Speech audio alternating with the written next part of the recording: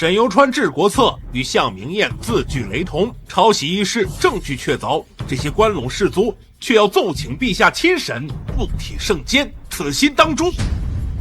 陛下，沈游川一介寒门弟子，孤身进军来考，无权无势，如何科举舞弊？如何打通关桥？江南士族这么着急定罪，恐怕这其中必有隐情吧？庄大人的意思是，老夫堂堂首辅，污蔑一个寒门士子。相国老误会了，闻声显灵，已确定是相国策所引发，其作者必定是绝世大胆，绝不能弄错。严阁老所言甚是，这沈游川是科举舞弊，还是受人栽赃陷害？妄下结论，未免有些为时过早吧？到底是老夫栽赃沈游川，还是有人想给五儿戴上舞弊的帽子，顺带铲除老夫？够了！江南关陇两派，天天就知道吵，眼里还有没有朕？要不这个皇帝你们来当？不敢！那就给朕闭嘴！闻声显灵，事关重大，若杀错大才，必定损我大前文脉。故朕召沈游川御前对质，任何人休得在意。陛下圣明。臣遵旨。遵旨。沈游川带到。皇兄，人带来了。皇兄，人带来了。学生沈游川，参见陛下。吾皇万岁万岁万岁！抬起头来。这些时日，我已经将治国策背得滚瓜烂熟，遣词用典都研究得十分透彻，只有一小处典故未能查到，但应该没事。只要能和沈游川辩论，不分伯仲，弄个糊涂账，父亲自会想办法坐实他的罪名。沈游川，分明是你抄了我的策论，陛下仁德，御前对质，乃是给你机会。我劝你早日认罪，免得牵连久。你爹娘在家乡已被下狱，你若早日认罪，圣上或许会饶恕他。老子科考前刚穿越回来，沈游川的九族关我屁事！老子拼死一搏，他们还有活路。要是认罪，那才是九族消消乐。我要是在这儿栽了跟头没了命，说不定还能回到有手机、有电脑、有短剧的现代，比在这儿替人背黑锅强。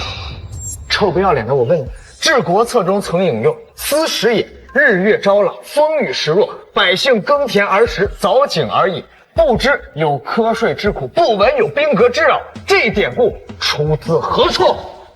果然，整个治国策所有典故全都知晓，只有此句。我寻遍翰林院和集贤馆的典籍，均无记载，甚至一众饱学鸿儒也未曾见过。十九八九是他根据民间见闻随手写的，并无典故。这话从未见过，究竟出自何处？诸位可曾知晓？这我也不曾知晓啊，我也不知道。这话确实冷门，我都没听过。公主，我读书少，我更没听过。满朝文武不知道，肯定没有典故。哼，此乃是我早年游历，偶然听到一小吏所述，便写入文中，并无典故。毕竟文章至道，但求一理通达，未必要字字有据吧？你笑什么？我猜你就会这么说。你确定没有典故？难道这句话真有典故？我看呐，我不信一个寒门子弟读的书比我多，肯定在装神弄鬼诈我。我确定。陛下，此典故出自我家乡的县志万州县志第9册《治民论》，记载了前朝万州知县黄世安的治州经验。而向明彦出生于京都，却说并无典故，可见这治国策根本就并非他所作。你胡说！这句话分明就是你个头啊！陛下若是不信，可以派人调取万州县志一查便知。要是没有，我头给你啊！难道真有这个典故？那向明彦可说不清楚了。要这么说，这沈游川真是抄袭的。我看有可能，毕竟沈游川一介寒门，怎么可能抄到向明彦的考卷？公主，看来这个人真要翻盘了。有点本事，并非虚张声势的草帽。大学士何在？臣在。沈游川所言是否属实？陛下，此地方县制过于生僻，臣也不知，还需派人前往万州县取来核对。来人，朕命你二人亲自前往万州县调取县制，速去速回。遵旨。向明彦，若这典故真出自万州县志，陛下，即便此句出自万州县志，也未必能说明什么。这些年来，犬子游历四方，或许当初告知此事的小吏看过县志，但谈起此事并未告知出处，故犬子不知亦属正常。妈，这老东西真会开拓。没错，陛下，学生早年游历，也曾在万州县求助，此事县令可以作证。既是小吏告知，为何要让县令作证？向明彦，万州县城的那个小吏姓甚名谁？可好让侍卫一同带回来？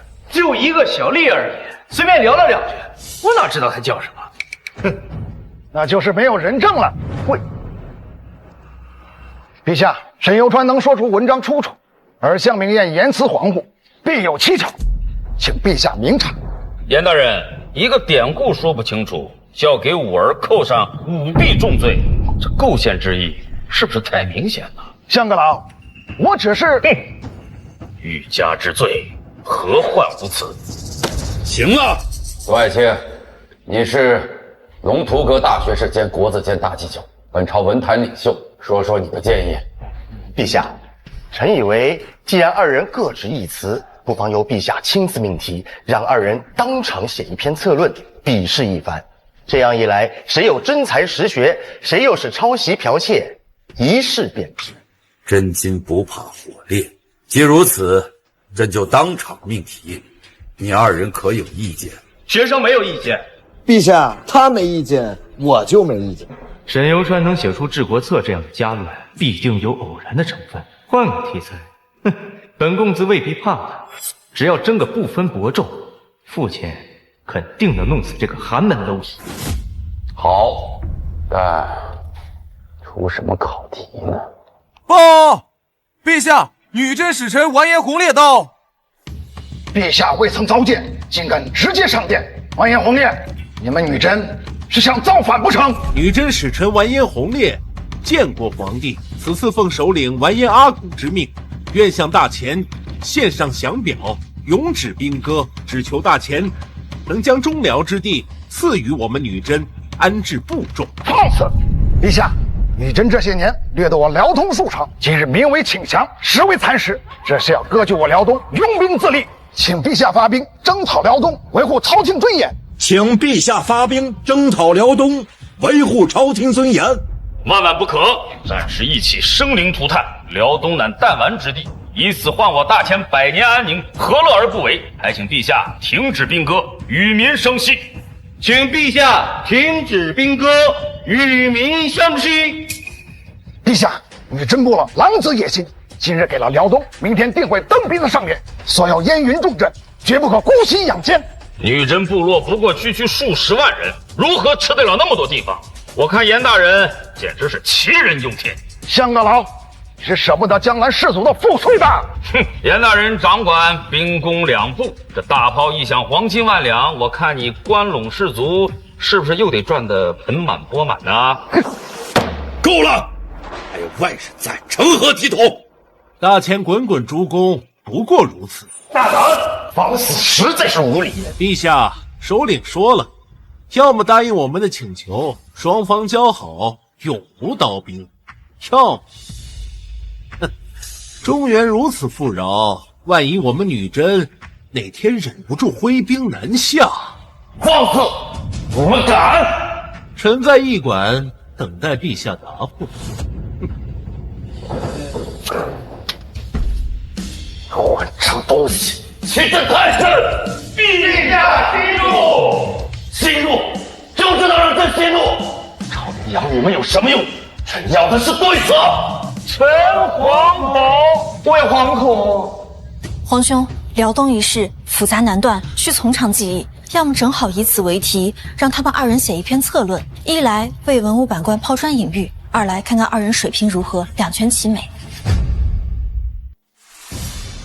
昨天恰好看过翰林众学士关于辽东的策论，写这个，我绝不可能输给沈游川。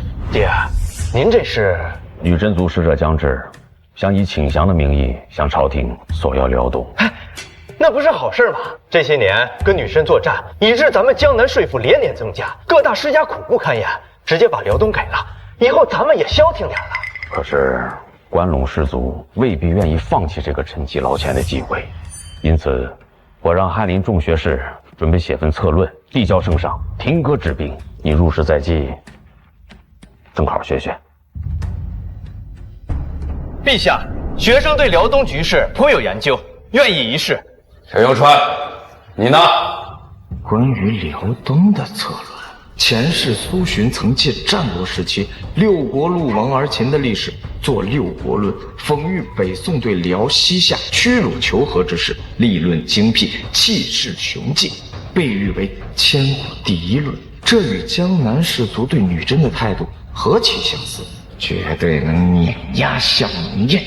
沈游川，你若是困难，就现在认罪，我可以求陛下对你从轻发落。项明彦，你要是困难，就现在认罪，我可以求陛下从轻发落。那就开始吧。来人，自笔墨。六国论这种雄论，提笔就来，有点太假了。得假装思考一番。其构建事无卧薪尝胆，终负国仇，安出和亲，文景之治，乃是战力。如今议和，并非去袭，施养民之力，续国之资。范明彦此文直切要害，不愧是我大秦的后起之秀啊！倒是某些人到现在还未提笔，谁抄谁的，一目了然了吧？是，构思呢？再说话大屁股。你按时完成即可，其他人不得随意指摘，影响考生发挥。臣遵旨。系观众不思小节，仍救和之功，争取暂去匈奴，中通西域。福望陛下效汉高白登之志，弃匹夫之友，行圣王之道。哼！项明彦思路清晰，文笔流畅，且深知陛下向来推崇汉初朱棣。他这么一等，陛下可能会西至兵戈，答应女之的请求。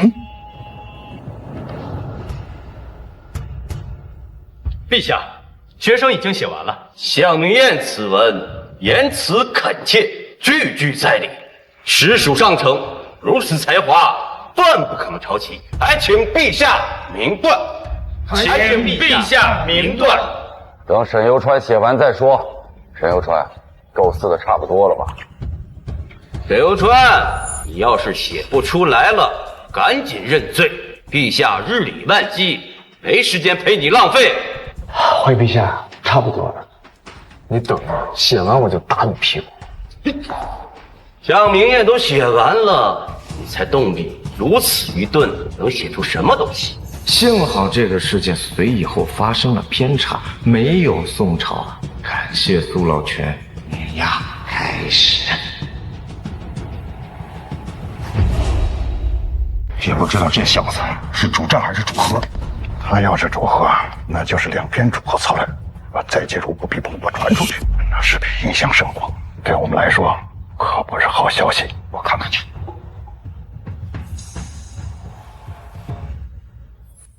好一个破灭之道，议论精辟，直击要害，比例雄健，简直是字字如刀啊！公主，这庄南风可是进士出身，能让他读诗态，这沈游川的文章有点意思。好一个今日各5城，明日再各10城，看似论述是六国和秦的关系，然如今你们江南士族对女真的妥协，岂不正如这六国入秦吗？乃是名副其实的破灭之道。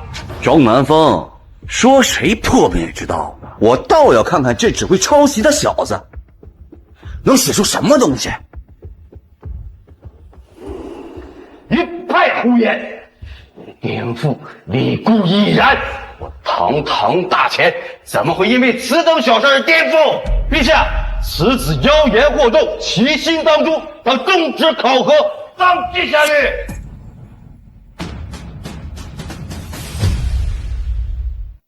御前考核是陛下的旨意，你敢私自阻拦，是要抗旨吗？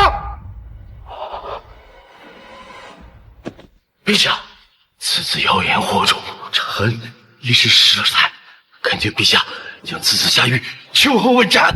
够了，朕都还没看，岂容你随意评判？退下！这小子到底写了什么，竟让周正远如此失态？燕赵之君，时有远略，能守其土，亦不露秦。是故燕虽小国而后亡，斯用兵之效也。好。没想到沈游川看似文弱，比例竟如此雄强。项氏三国各爱其地，其人勿附于秦。此刻不行良将犹在，则胜负之数、存亡之理，当与秦相较。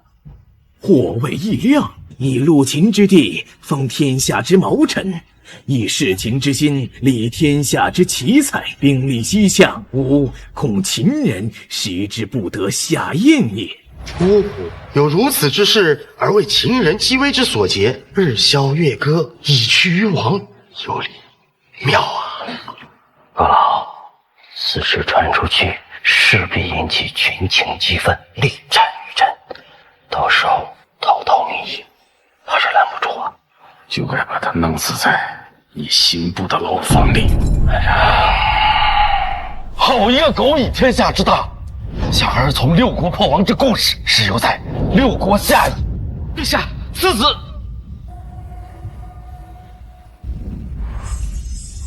罗子健方向，天降异象，文圣显灵，此乃传说中的妙笔生花。妙笔生花。没想到这六国论却引发了传说中的妙笔生花。神作，此乃神作。文圣显灵，又怎会是妖言惑众？难道你们在质疑文圣的公断？臣不敢。哼！死绝先祖父陆风霜，斩荆棘，也有尺寸之地。子孙视之不慎息，如以举人，如弃草芥。我大千先祖以800人起兵，不受陆斩荆棘，才有江北尺寸之地。后举兵南下，征战20载。才打下了现在的大千江山。如今朕若是将辽东举以与人，如弃草芥，那跟这六国的鼠辈又有何区别？沈游川此论，乃朕生平所见第一雄论。陛下少年英雄，当不割地、不赔款、不和亲、不纳贡、不鸟他，天子守国门，君王死社稷，如此可比肩秦皇汉武，功盖万代。好一个天子守国门，君王死社稷！太庙方向，竟然是先祖共鸣！先祖共鸣？没错，沈游川这句“天子守国门，君王死社稷”，竟然引发了我大千历代先祖的共鸣。皇上的先祖共鸣？这到底怎么回事？阁老啊，上次大秦先祖共鸣还是110年前收复燕云16州的时候，这小子一句话竟然……完了！看见了吗？连先祖都在支持沈游川，我堂堂大秦岂会向小小女真低头？传旨，让完颜洪烈滚回去，告诉完颜阿骨滚出辽东，我饶他不死！陛下，万万不可呀！这战事一起，战事跟你没什么关系。这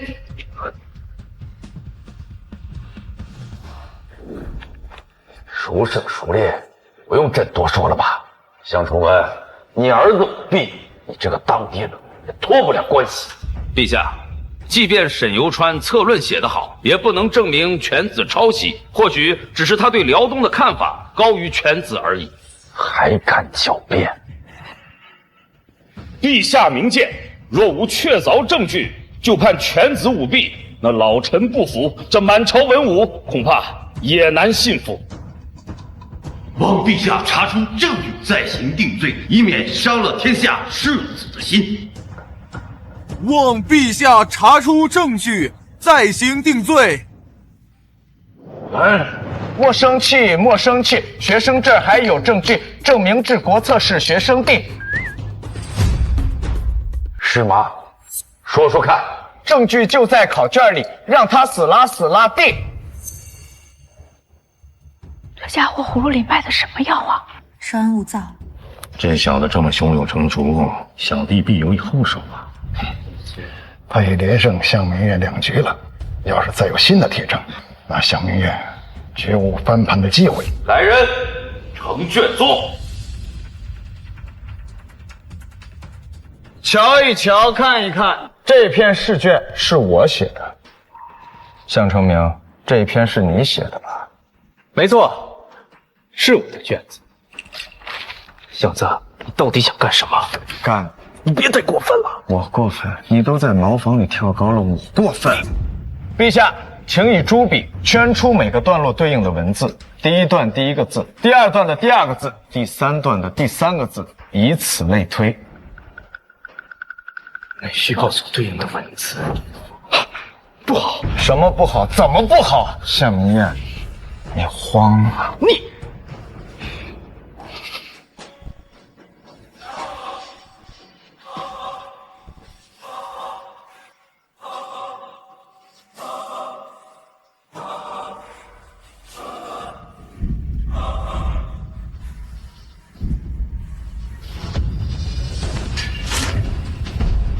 向崇文，你自己看。向崇文，你自己看。沈游川，疏于天启3年春闱。向明月，你的考试题上怎么会藏有沈游川的名字？难道这天下还有这等巧事儿？巧事儿，骗鬼的吧？向明月，你还有何话可说？陛下，学生，向崇文，你呢？别说你儿子必一概不知。陛下明察，老臣确实一概不知啊！你个逆子！我向家满门忠烈，你竟敢舞弊，看我不打死你个逆子！父亲，我错了，都是我的错，我不应该背着您舞弊。我够了！真以为让你儿子背锅，朕就治不了你了？你身为其父，管教不严之罪总有吧？陛下圣明，此事必须严惩。着，罢免向崇文一切官职，将向家满门发配辽东。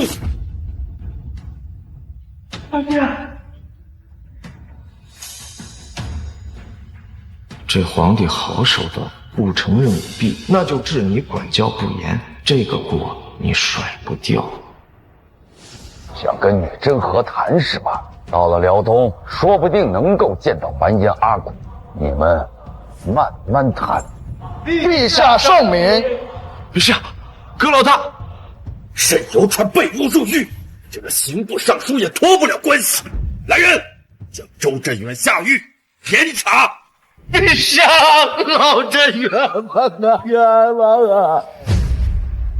陛下，家父固然有错，但罪不至此，其年事已高，还求陛下念在与家父师生一场的情分上。朕要不是念在师生之情，你早就人头落地了。陛下，学生愿意以死谢罪，还求陛下开恩，放过父亲，放过项家其他人，求陛下开恩呐！拖出去！陛下，陛下，陛下！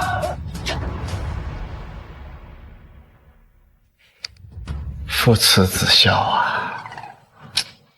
公主，没想到这沈游川还留了这么一手。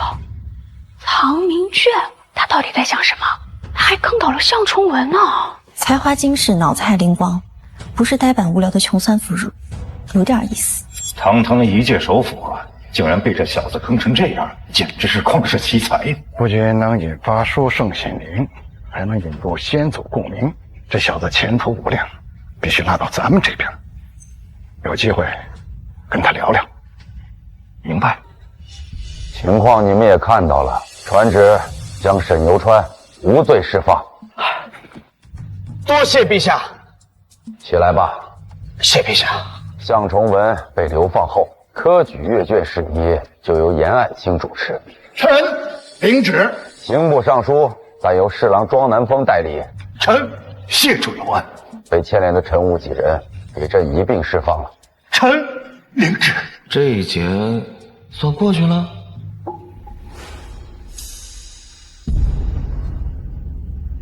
这江南士族损失惨重，绝对不会放过我。我这种寒门世子，在他们面前如同蝼蚁，日后恐怕得处处小心了。哎呀，这么久了，也该审完了吧？还没回来？难道直接当场斩了？有可能啊！刑部尚书周镇远，那可是江南士族的核心人物，他绝对不会留着沈攸川夜长梦多的。哎呀，这么狠，那咱们会不会？不好说呀。如今的朝堂由江南和关陇两大氏族把控，而我们却保持中立，不涉党争，难免他们会。陈武，你们3个出来！哎呀，这么快就轮到我们了，完了，全完了，彻底完了。那说什么呢？赶紧的！我等忠君爱国，天地可鉴。就因为我们不愿与江南和关陇同流合污，就这么着就给我们定罪吗？就是吃相也太难看了吧！定什么罪？你们无罪释放了，赶紧签字走人。什么？无罪释放？怎么可能？到底怎么回事？陛下亲审舞弊案，找沈攸川与向明彦御前对质，沈攸川当众自证清白，揭露向明彦舞弊，证据确凿，沈攸川无罪，你们自然也就没罪了。御前对质，当场反杀向明彦，向崇文的老贼没在场吗？怎么可能任由沈攸川反杀自己儿子？向阁老也受牵连，全家发配辽东，流放3000里。发配辽东？他居然扳倒了向崇文，他是怎么做到的？我也想知道。我就是个看大牢的，哪知道那么多呀？你们走不走啊？不走，明天再说。走了！哎呀，走！哎呀，走不走？我先出去。官差慢走。这么多天过去了，该找的人都找了，那些当官的收了银子，怎么一点准信都不给呀？邮川可是咱川蜀界员，才华横溢，怎会舞弊啊？一定是被他人陷害了。可惜咱们无权无势啊！哎，看，那就是沈攸川的同乡。听说他们这几日到处奔走，还想着把人捞出来呢。捞什么捞？舞弊可是死罪，还想捞人，肯定也不是什么好人。说不定他们也参与了舞弊，有可能。你说什么？你说什么？我说，你们川蜀蛮子没有真才实学，只会抄袭。找死！你居然敢打我！你别打！我等川蜀举人向来光明磊落，绝对不可能抄袭。过明个神儿！你给我闭嘴！打得好，好好教教这2个同伙。出人命了，你赶紧松手啊！别打了！别打了！你住手！哎呀，2位局老爷，有话好好说，好好说啊！妈的，舞弊还有理了？我没舞弊。主要没必要跟这种人卖见识啊！掌柜的，这种舞弊狗都敢说呀，流传出去也不怕砸了你的招牌。依我看，必须把他们赶出去。没错，这种人必须赶出去。大家说对不对？是啊，赶出去！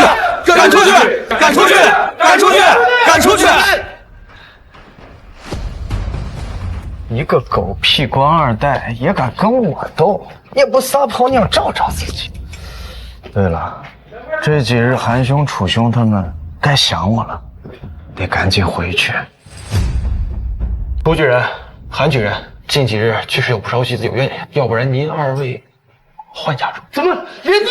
哎，韩兄，老板，这银子啊没拿着，我这朋友他性子有点急。这样，我们现在立刻回客房，绝不再惹是生非。哎呦，楚举人，这不是钱的事儿，纵怒难犯，我们也没有办法。小二来了，掌柜，去帮楚举人、韩举人东西收拾一下。哦，对了，还有那个舞弊犯沈攸川一并收拾。得嘞，掌柜。混蛋！哎呀，韩兄，你冷静一点，他们人多势众，咱们不是对手啊。这才对嘛！轰得好啊！轰得好！太欺负人了！判了！舞弊案判了！怎么样？沈攸川他抄袭，是不是被判了秋后问斩？不对，他敢抄向明彦，应该是斩一决。闭嘴！陛下御前亲审，真相大白，抄袭的乃是向明彦，沈攸川是清白的。当真？这不可能吧？怎么可能呢？堂堂首辅之子，怎么会抄袭寒门世子？不可能！我不信，话可不能乱说。造谣首辅之子可是要掉脑袋的。讽刺！圣上当场命题，论叙辽东之事。沈介元用一篇六国论镇压全场，陛下亲口命其为天下第一雄论。再敢胡说，小心你丢脑袋！什么？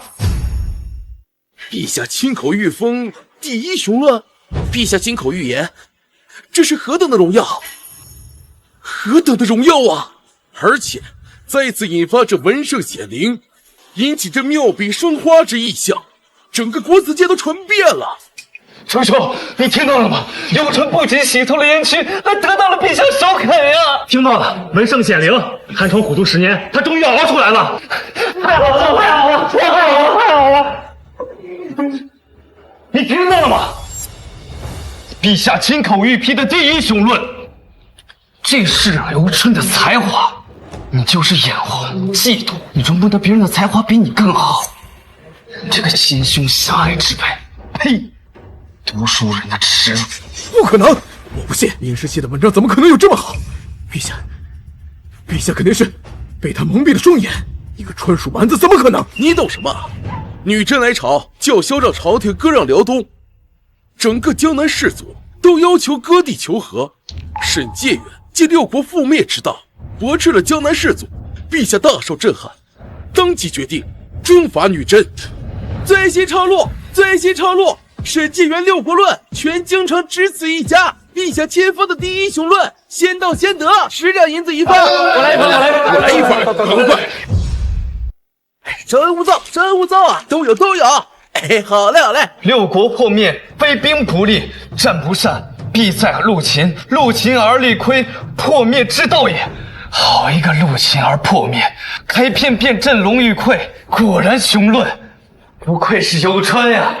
秦以攻取之外，小则获益，大则得成。较秦之所得与战胜而得者，其实100倍；诸侯之所亡与战败而亡者，其实100倍。六国之地皆是割出来的，真正被秦拿下的只在少数。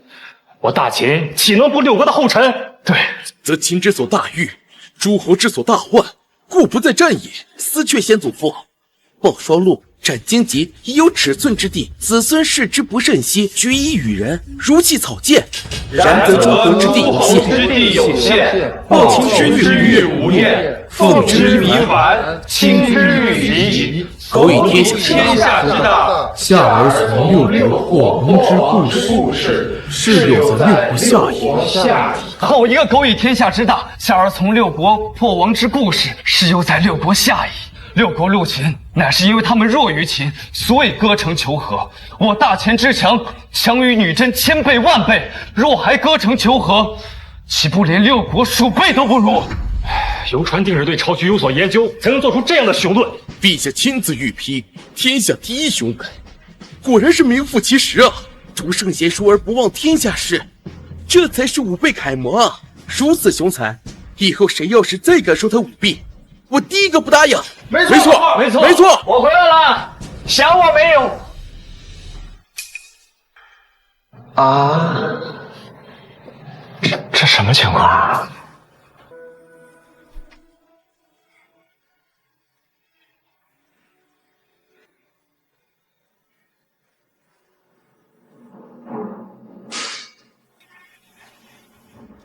楚兄、韩兄，他就是沈下元呀！果然一口让你回来了，没事吧？你没事吧？你还好吧？没事，别摸我屁股呀，没事就行了。他们这是？你们？我们在拜读你的六国论。这消息传得这么快吗？你这一篇啊，定能名扬江湖，名垂千古呀！运气好罢了，运气太好了。沈介元，在下西北阮经文，可否与你认识一下？在下西南罗安邦，想与介元交个朋友啊！在下也想与你交朋友，交朋友！诸位，在下刚从牢里放出来，容我洗身澡，换个衣裳，咱们再促膝长谈，好吗？走你，掌柜的，沈游川3人包袱都已经收拾好了，您看。掌柜的，这是何意啊？他说你舞弊，这掌柜的不分青红皂白就要把我们撵出去。对，哦，原来是这么回事啊！沈解元，你这沈解元，沈解元，他们都是有眼无珠，你不如到我那里暂住如何？上等厢房免费入住，想住多久都可以。来，帮3位举人老爷的东西拿走。姓周的，你真不要脸，到我店里抢宵夜！姓周的，你真不要脸，到我店里抢宵夜！谁叫你有眼无珠的？沈解元，请。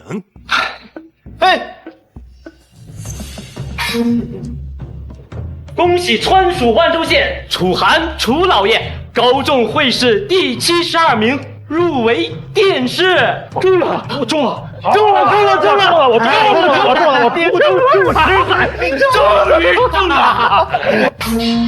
恭喜川蜀万州县韩明韩老爷高中会试第27名，入围殿试。你中了！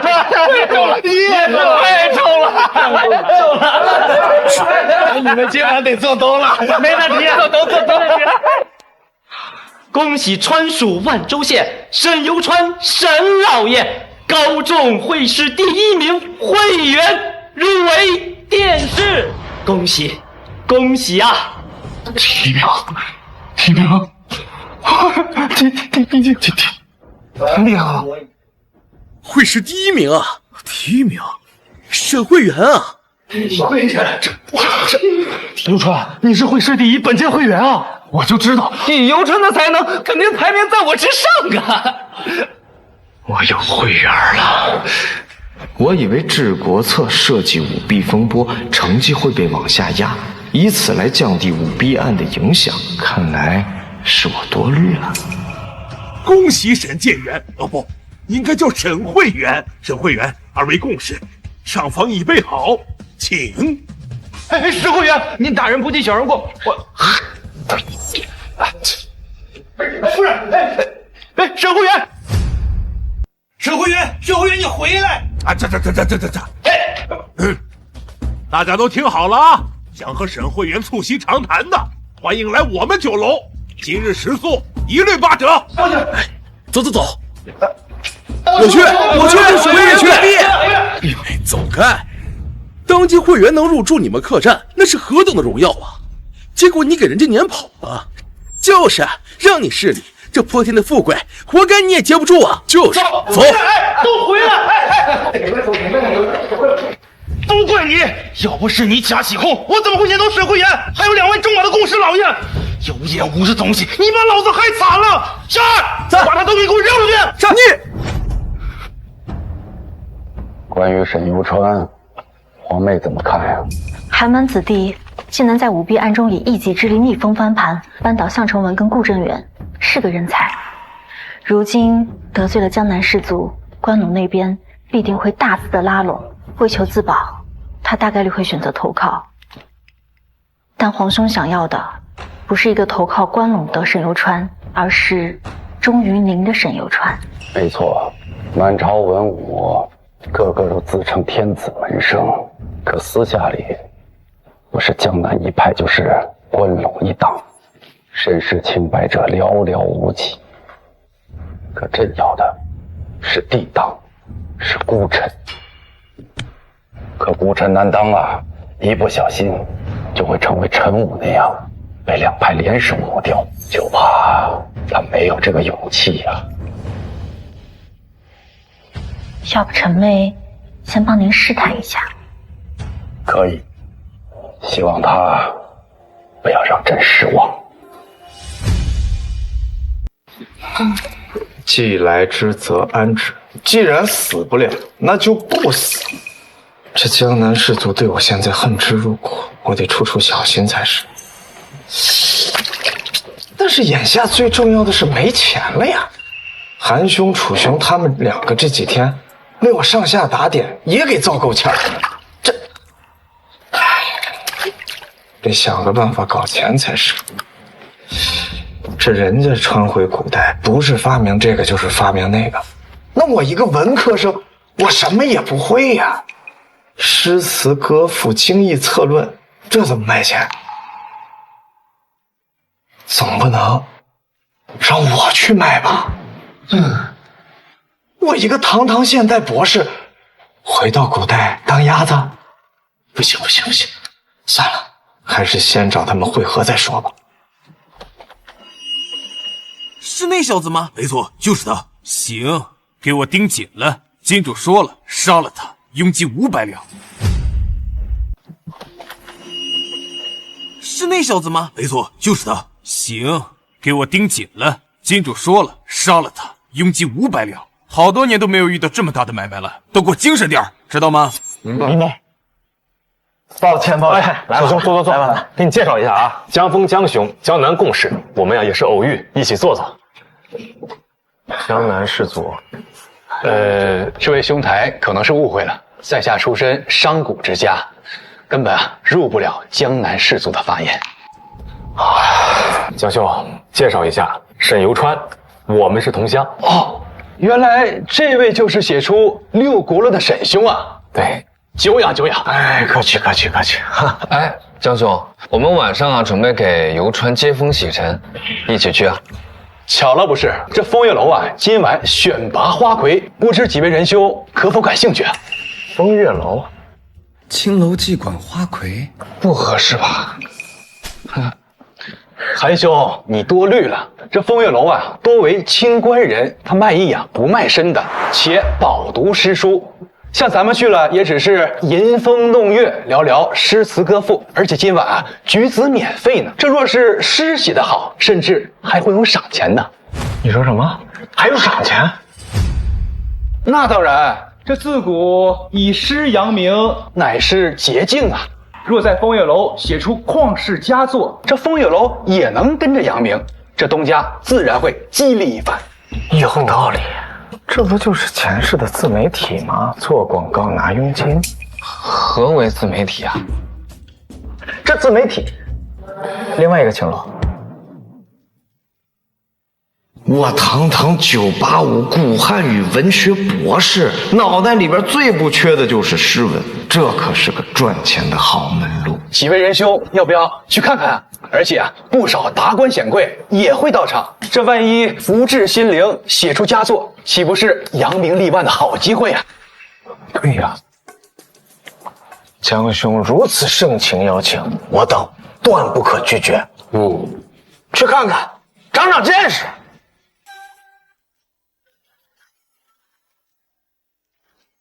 客官，里面请。这里啊，就是风月楼了。哦，すごい。怎么样？这就是古代的青楼呀，硬件虽不如前世的会所，但氛围有过之而无不及。江公子来了，2楼雅间已备好酒菜，请随我来。多谢。这边请。谢谢。这几人一路都在繁华路段，不好下手啊！急什么？总会有机会的。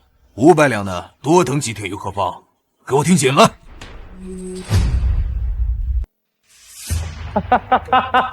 哟，庄公子，幸会，在下江峰。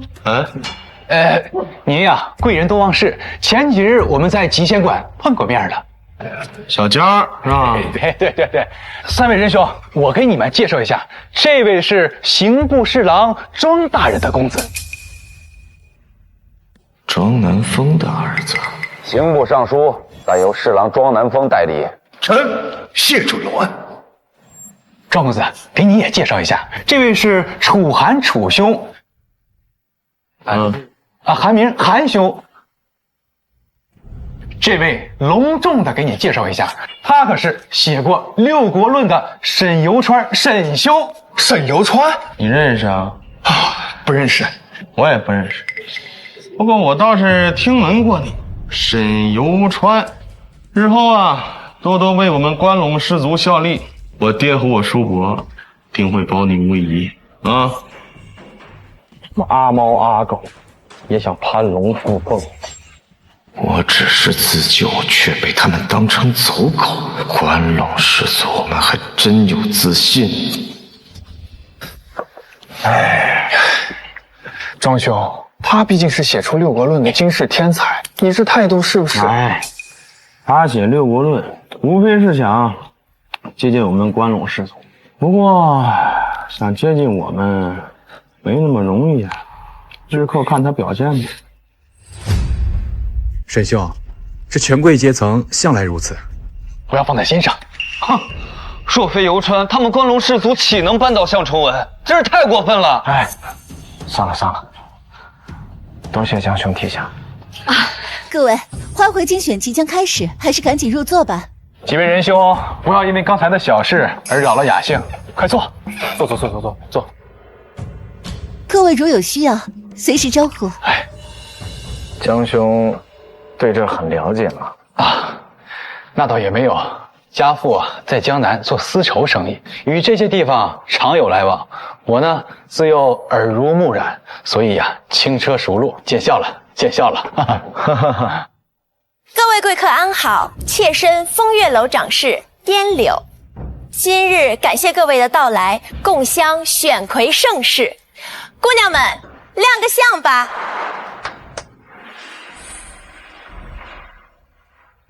你们看。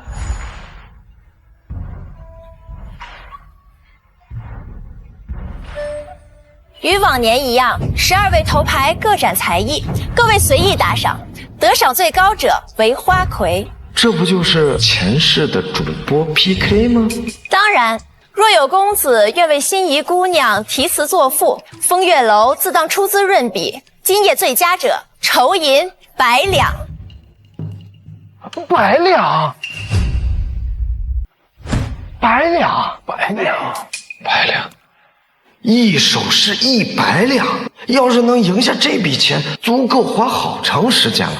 游川兄是心动了，没关系，你后面呀有纸和笔。哎，楚兄，你太坏了！明明知道游川只精于策论，不善诗词，你这不是捉弄他吗？沈兄不善诗词？原主的确不善诗词，当然我也不擅长。但我能抄啊，不过还得看看这大钱的诗词水平如何，再决定抄哪首合适。是啊，我从小研究经义策论，对诗词歌赋的确是不擅长啊。理解，但我与沈兄就不同了，乃是诗经出身的举人，虽然不善策论，但诗词歌赋颇有造诣。若今后有机会，咱们取长补短，相互学习哈。取长补短，相互学习。选魁盛世，现在开始。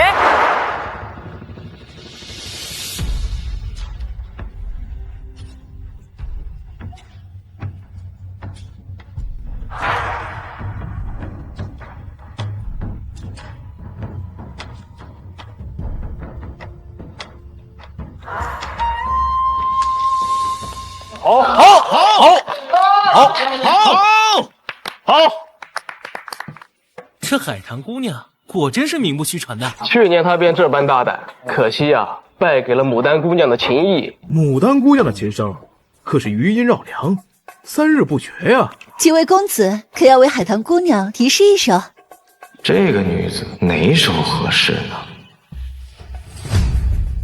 几位公子可要为海棠姑娘题诗一首？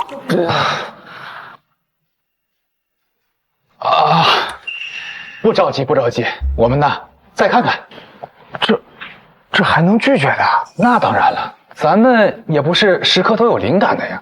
这风月楼也不会强人所难的。哈哈。哦，原来如此。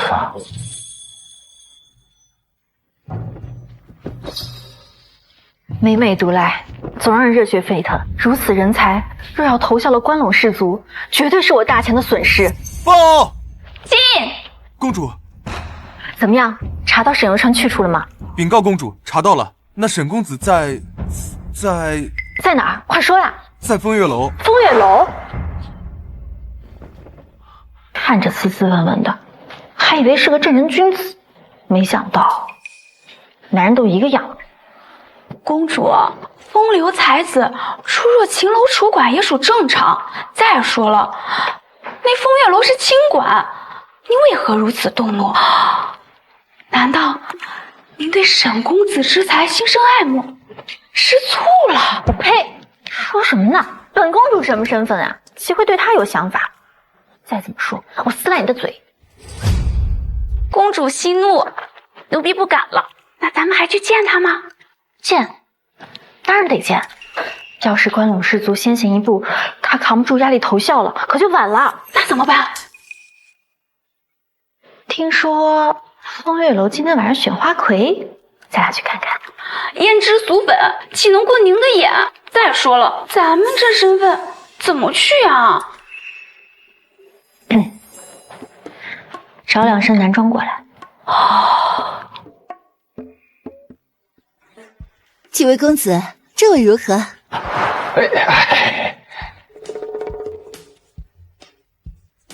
公子们，这位呢？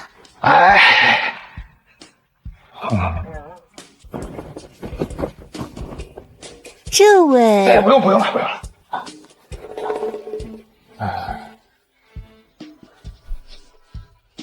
今日不留下首诗，看来是走不了了呀。说是举子免费，也不是让咱们白吃白喝。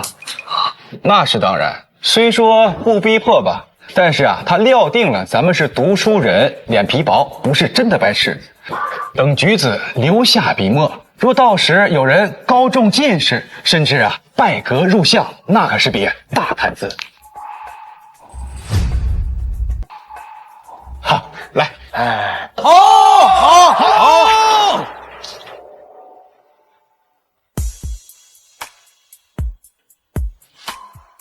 你们看，这位啊，就是牡丹姑娘，她可是啊，连摘了几届花魁了。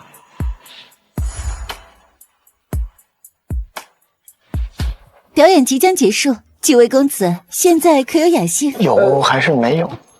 某些人啊，吃蛇喝这么久，一首诗都留不下，不会真是来吃白食的吧？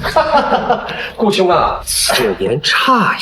他们呢，不过是些川蜀蛮子罢了，哪懂什么吟诗作对呀？什么会试第一，文圣显灵，不过是运气好罢了。跟咱们江南学子比，都是些上不得台面的东西。冲我来的？你说什么？韩兄，韩兄，说你们川蜀边远蛮野，不通教化，上不得台面，怎么不服啊？不服就比试比试，现场作诗，你们敢吗？顾兄，莫与他们生气，这都是些蛮子，他们明显是怕了呀。你不是江南禁卫顾城吗？他怎么跟人吵起来了？那是谁啊？看着面生啊，好像是本届会试第一的川蜀沈由川呀，《六国论》的作者。原来如此，那顾城和吴松都是江南士族出身，十有八九是来报复他的。江南我脉昌盛，世子可以师父进城，逼沈由川比诗，这分明是出其短处嘛。沈由川以策论名震川蜀，但诗词并不精通，若是应战，必输无疑；若是不战，这江南士族必定大肆宣扬，让其名声扫地。诸位，今日风月楼花魁大选，人家风月楼之所以免了咱们举人的酒水，那是要让咱们吟诗作赋用来回报的。若是没有这个本事，就抓紧滚出风月楼，以免丢了咱们举子的脸。若是没有这个本事，就抓紧滚出风月楼，以免丢了咱们举子的脸。对了，走之前好好查查，看身上有没有其他夹带。公子，里面。姓沈的，别说着了，给句痛快话，要么当着这么多士子的面比一场，要么滚出风月楼，滚出风月楼，就是滚出去，滚出风月楼，滚出去，赶月出去，滚出去，滚出风月楼，滚出去，赶月出去，滚出去，滚出风月楼，滚出去，赶月出去。去了解了解，怎么回事？这帮江南士子太欺负人了。这江南士族要是用其他手段报复我，我还真怕。但比作诗，我胸中尽是唐宋锦绣华章，你们在自取其辱。他们好像在逼沈由川作诗呢。逼沈由川作诗？论诗词歌赋，谁能比得上江南才子啊？这孤城武松分明就是欺负人，肯定是在故意报复沈有川。公主，那咱们要不要先看看再说？庄兄，这些江南士族分明就是在报复沈有川，咱们要不要帮他一把？帮他？帮谁呀？那沈有川不过是社会底层的一个寒门士子，本上人是谁呀？是谁呀？我怎么会屈尊降贵去帮他呀？顾公子、吴公子，要不这样，你们先息息怒，今天给我一个面子，这所有的酒水不需要枫叶楼出钱，全算在我一个人的身上。我呢，个人再给二位公子略备薄礼，咱们呢化干戈为玉帛。闭嘴！咱们呢化干戈为玉帛。闭嘴！你什么东西啊？下贱的商家之子，也敢管我们世子的事儿啊？江枫啊，你好歹也是咱们的江南世子名门呐，竟然跟这些个川蜀蛮子厮混在一起，简直是丢我们的脸呐！看到没有？还想动手打人？你还不明白呀？你这么替他们说话，受到我们的侮辱。哼，他们呢，连句屁都不敢放，简直了！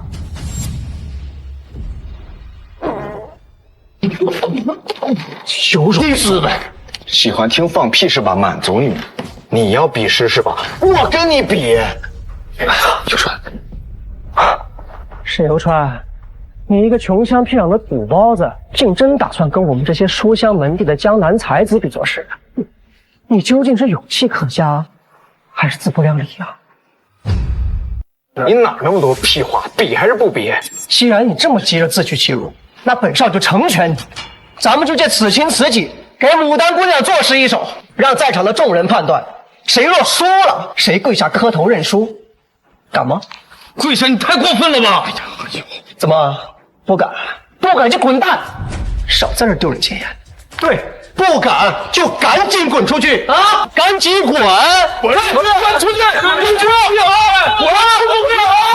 去！滚就滚！滚！但是是他滚，谁说我不敢了？这家伙果然上钩了，写出六国论又怎么样？会试第一又怎么样？随便刺激两下就敢跟我比作诗，莽夫！等着磕头认输吧！行，希望你等会儿磕头认输的时候还能这么硬气。有川，背后这个逼我非装不可，是我先来还是我先来啊？当然本少先来，你先来就你先来。我要让你知道什么叫做珠玉在先。等我写完，保准你羞愧难当，不敢动笔。太好了，顾兄，让你这些蛮子见识见识。没错，要他领教领教我们江南士子的才情。对，让这个乡野莽夫长长记性。各位放心，各位放心，有了，有了，你倒是生啊！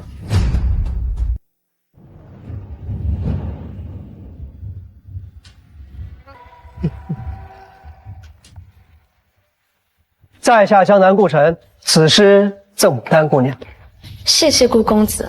我来替顾兄诵读一番。有劳顾兄，客气。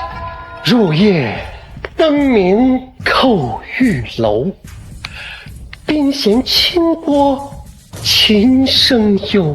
泠泠一曲惊残梦，月落旦头客忘愁。好诗啊！绝妙！哎呀，入夜灯明，今日风月楼正是灯火璀璨，何其贴切，何其贴切啊！冰弦清波，更贴合牡丹姑娘琴声之清冷之空灵，特别是这后两句，惊残梦，客忘愁。寥寥几句就把牡丹姑娘琴声高雅体现得淋漓尽致啊！顾兄，不愧是我江南的谢院，好啊！顾兄，不愧是我江南的谢院，好啊！太好了，好诗！虽然嚣张，但是他的诗才确实是非同一般呀。游川是太冲动了，他这是找到他的道了，这该如何是好啊？牡丹姑娘，怎么样，小子？看了本少的大作，有什么感想？还敢斗比吗？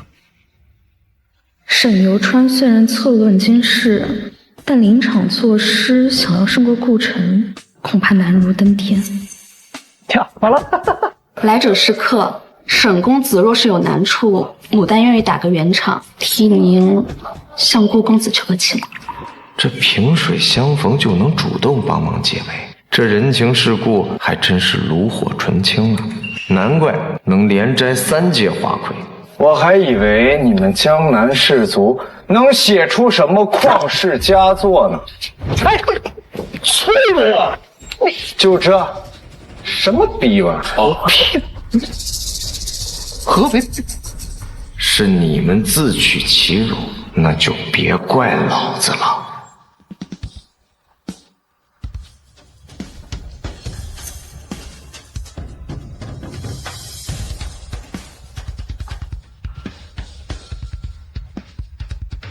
牡丹姑娘，借屏风一用。说本少写的什么？我看你能写出什么玩意儿？逼玩意儿！牡丹姑娘，借屏风一用。请。太他妈装了，真装啊！我的天哪！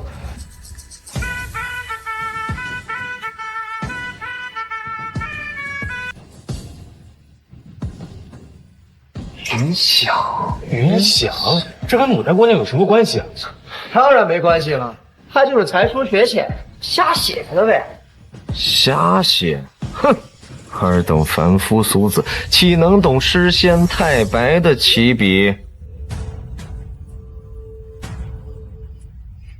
花想容，衣裳花想容，云想衣裳花想容。见云之灿烂，便想其衣裳；见花之绚丽，便思其容颜。妙啊！以云喻衣，与花喻貌，与牡丹更是贴合呀。对呀，尤其是这2个小字，既写出了美人的风姿，又表达出爱慕者的心驰神往啊！妙啊，真是妙！游川兄竟有如此才华，真令在下大开眼界。这叫不善诗词。我竟然还想跟沈兄取长补短，相互学习，就光他这一句就能碾压我所有诗作，我还敢让沈兄学习，丢人呐，真是丢人。公主，这没想到这开篇这句格调已经甩了顾城18条街。这沈游川不仅精于策论，诗才也如此惊艳。顾兄，这怎么可能？他一个川蜀蛮子，怎能有如此诗才？怎么可能？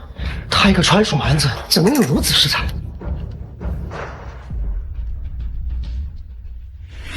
春风拂槛露华浓。春风拂槛露华浓。春风拂槛暗示美人凭栏，露华浓，表面上写花上露珠，实则暗喻美人流泪。美人凭栏，孤寂流泪。这牡丹姑娘看似风光，却以19年华还为觅的良人。听说她一直为此暗自发愁。美人凭栏，孤寂泛泪，估计谁知啊？没想到被这沈游川一语道破，真是浪漫而又深刻呀！满座士子，懂我的竟只有沈公子。沈公子，你继续。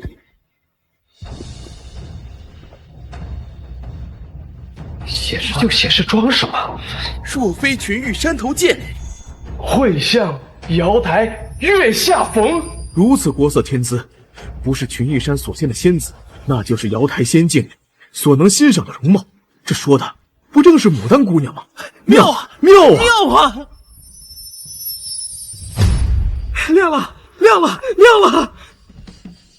谢大人，文曲雕像又亮了，亮了！啊！哎呀，最近文圣显灵都是因为沈游川，难道又是因为他？快去查查沈游川在哪儿！是啊。走，去后院。清平调，赠牡丹姑娘。好一首清平调，沈兄大才呀，简直是红泥土影，绝代风华呀！哎，灵光一闪罢了。游川真棒，真是给我们川蜀局势争光呀！又是灵光一闪而过，欧德家具，欧德，沈兄太低调了，太低调了。沈公子既写的如此惊世之作，还如此谦虚，不像某些人在比赛之前还说自己珠玉在前。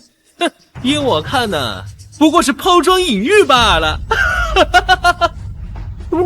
自己抛了块砖，引出了沈兄的美誉啊！还说什么是江南才子，我看是浪得虚名吧。你们，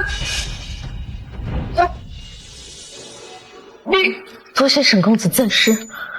哎，云想一生花想。有此一手，足以让牡丹连任本届花魁。何止牡丹连任花魁啊！不出明日，此事定然，传遍京城，风月楼必定声名更盛，碾压京城一众青楼楚馆。说的不错。沈公子，牡丹深知此事无价，一点润笔聊表心意。这屏风，牡丹以后定会视之如命，好好珍惜。200两，这么多？不对，诗仙太白的绝世佳作，只换了200两，我还嫌多。沈游川，你真没出息。谢谢牡丹姑娘。有劳沈公子。结果显而易见了吧？江南草包也该履行赌约了吧？跪下道歉，磕头认错。放肆！我顾家一门三翰里，岂能向一个川蜀蛮子磕头认输？就是，你们三翰里怎么了？诗写的赖还耍赖，真丢人！就是跪下认输吧。对，跪下认输，跪下认输，跪下认输，磕头认输，磕头认输，磕头认输，磕头认输，磕头认输，磕头认输，磕头认输。庄公子，喂，庄兄，真没想到，这沈游川不仅策论经世，而且诗才竟然也如此惊艳，真是咱们关龙氏族之福啊！真不错呀，不过想当我们关龙氏族的狗还不够。顾兄，这磕头丢人，耍赖也丢人呐！你可是咱们江南的界员，你得想办法，要不然咱们江南氏族的脸可都让你丢尽了。磕头认输，给我闭嘴！可这句不算，因为沈游川这首诗是抄的，抄的。因为沈游川这首诗是抄的。真的假的？抄的？公主，这如此佳作，若真早有之，怎会籍籍无名？这顾城8成是为了强行挽尊，扯谎污蔑。千真万确，这首《清平调》我曾在典籍上见过，没想到他沈游川竟如此下作，抄诗比试，胜之不武。哦，对，就是抄的，我也见过。如此下作，竟然把别人的佳作据为你有，照这么分析，《六国论》想必也是抄的，抄的，对，抄的。你俩纯放屁！你说在典籍上见过，你说说在哪个典籍上见过？都是读书人，你说出来，大家一起查一查。我自幼饱读诗书，学富5车，我现在记不起名字了。说不出来是吧？那就不存在。少信武开河，信口雌黄。他一个川蜀蛮子，哪来的如此才情，写出如此惊世佳作？我现在记不起名字了。说不出来是吧？那就不存在。少信武开河，信口雌黄。他一个川蜀蛮子，哪来的如此才情，写出如此惊世佳作？就是，呸吧！张口闭口川蜀蛮子，你就是嫉妒游川的才华，就是不想认输是吧？污蔑江南世子，你找死！哎，粗鲁！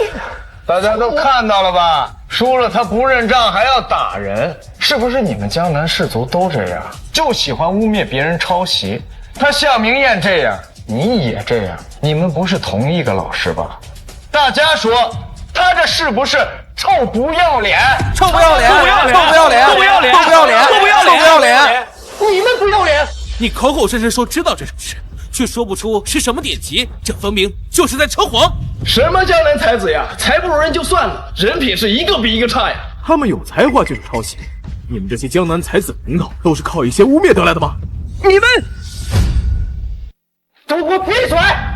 沈游川，你推波助澜污蔑我江南世子，无非就是想证明你这种事不是抄的。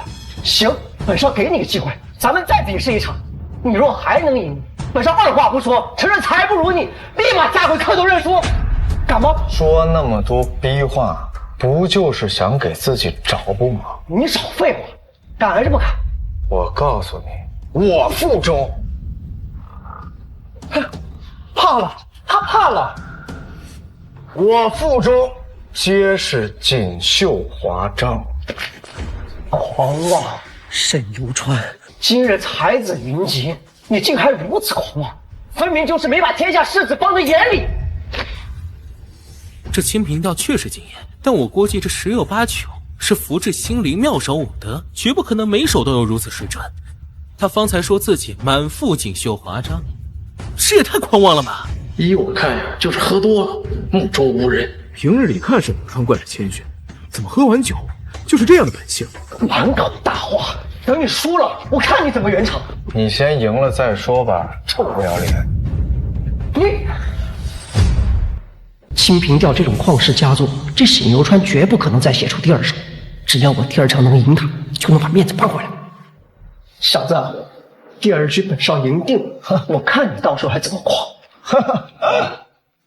顾兄，请吧。海棠姑娘，海棠姑娘刚才那一舞，令顾某回味无穷，故此诗赠海棠姑娘。多谢顾公子。天狗！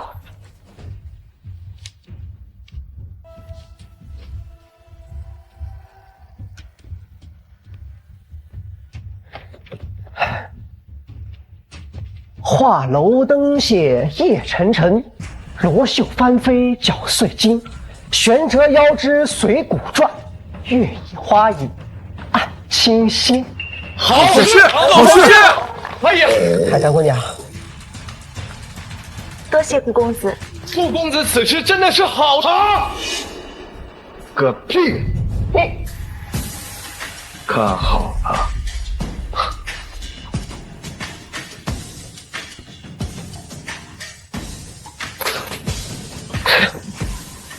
太有装了！这沈游川想都没想就能立马赢。曹植做事还要走西风，太自信了吧？自信个屁！我看他就是喝多了。公主，这人到底是真的喝多了，还是真有随手成诗的本事？不知道，我感觉我有点越来越看不透他了。先看再说吧。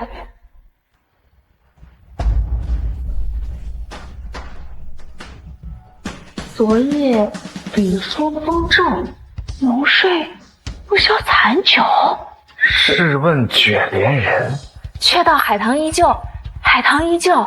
师傅，应是绿肥红瘦，妙啊，妙啊！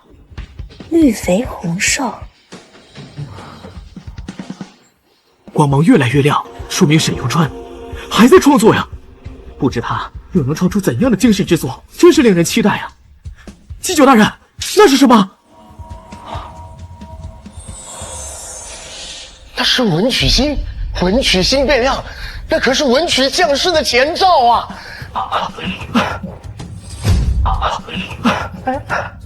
文曲降世，那是什么？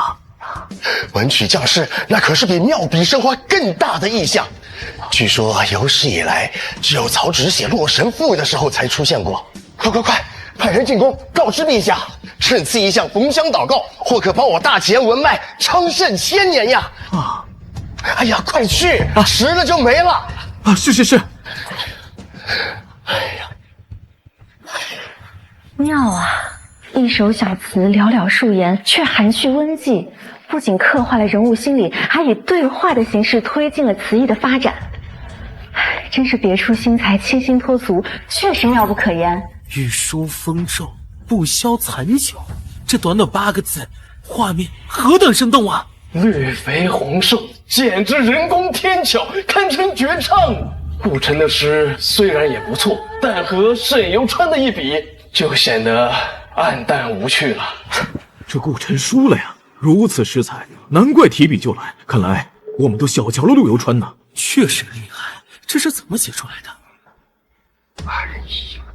海棠姑娘，这首《如梦令》送给你，沈某离乡数月，甚是怀念家中那株雨后海棠，虽不应景，但颇为别致。不知姑娘喜唔喜欢？虽不应景，但颇为别致。不知姑娘喜唔喜欢？喜欢，海棠甚是喜欢。哎呀！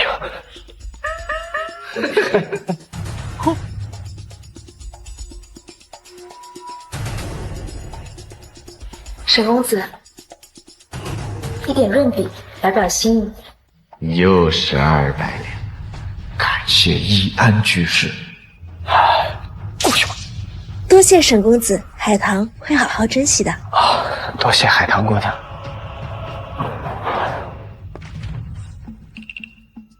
臭不要脸的，这首词你不会也在哪个典籍上看到过吧？你可恶，实在是可恶！你是准备继续耍赖呢，还是准备磕头认错呀？你是准备继续耍赖呢，还是准备磕头认错呀？他一个川蜀蛮子，为何随手便有如此巧思？我3岁识字，5岁能文，堂堂江南解元，天之骄子，为什么会一而再再而三的输给他？磕头认输，磕头认输，磕头认输，磕头认输，磕头认输，磕头认输，磕头认输，磕头认输。三叔，你怎么来了？他就是顾家三叔顾世言，曾经的探花，如今的翰林学士，号称江南诗圣的顾世言，他怎么来了？丢人现眼的东西！你就是川蜀沈游川？小小年纪恃才傲物，让人下跪，怎么这么多年的书都读到狗肚子里去了吗？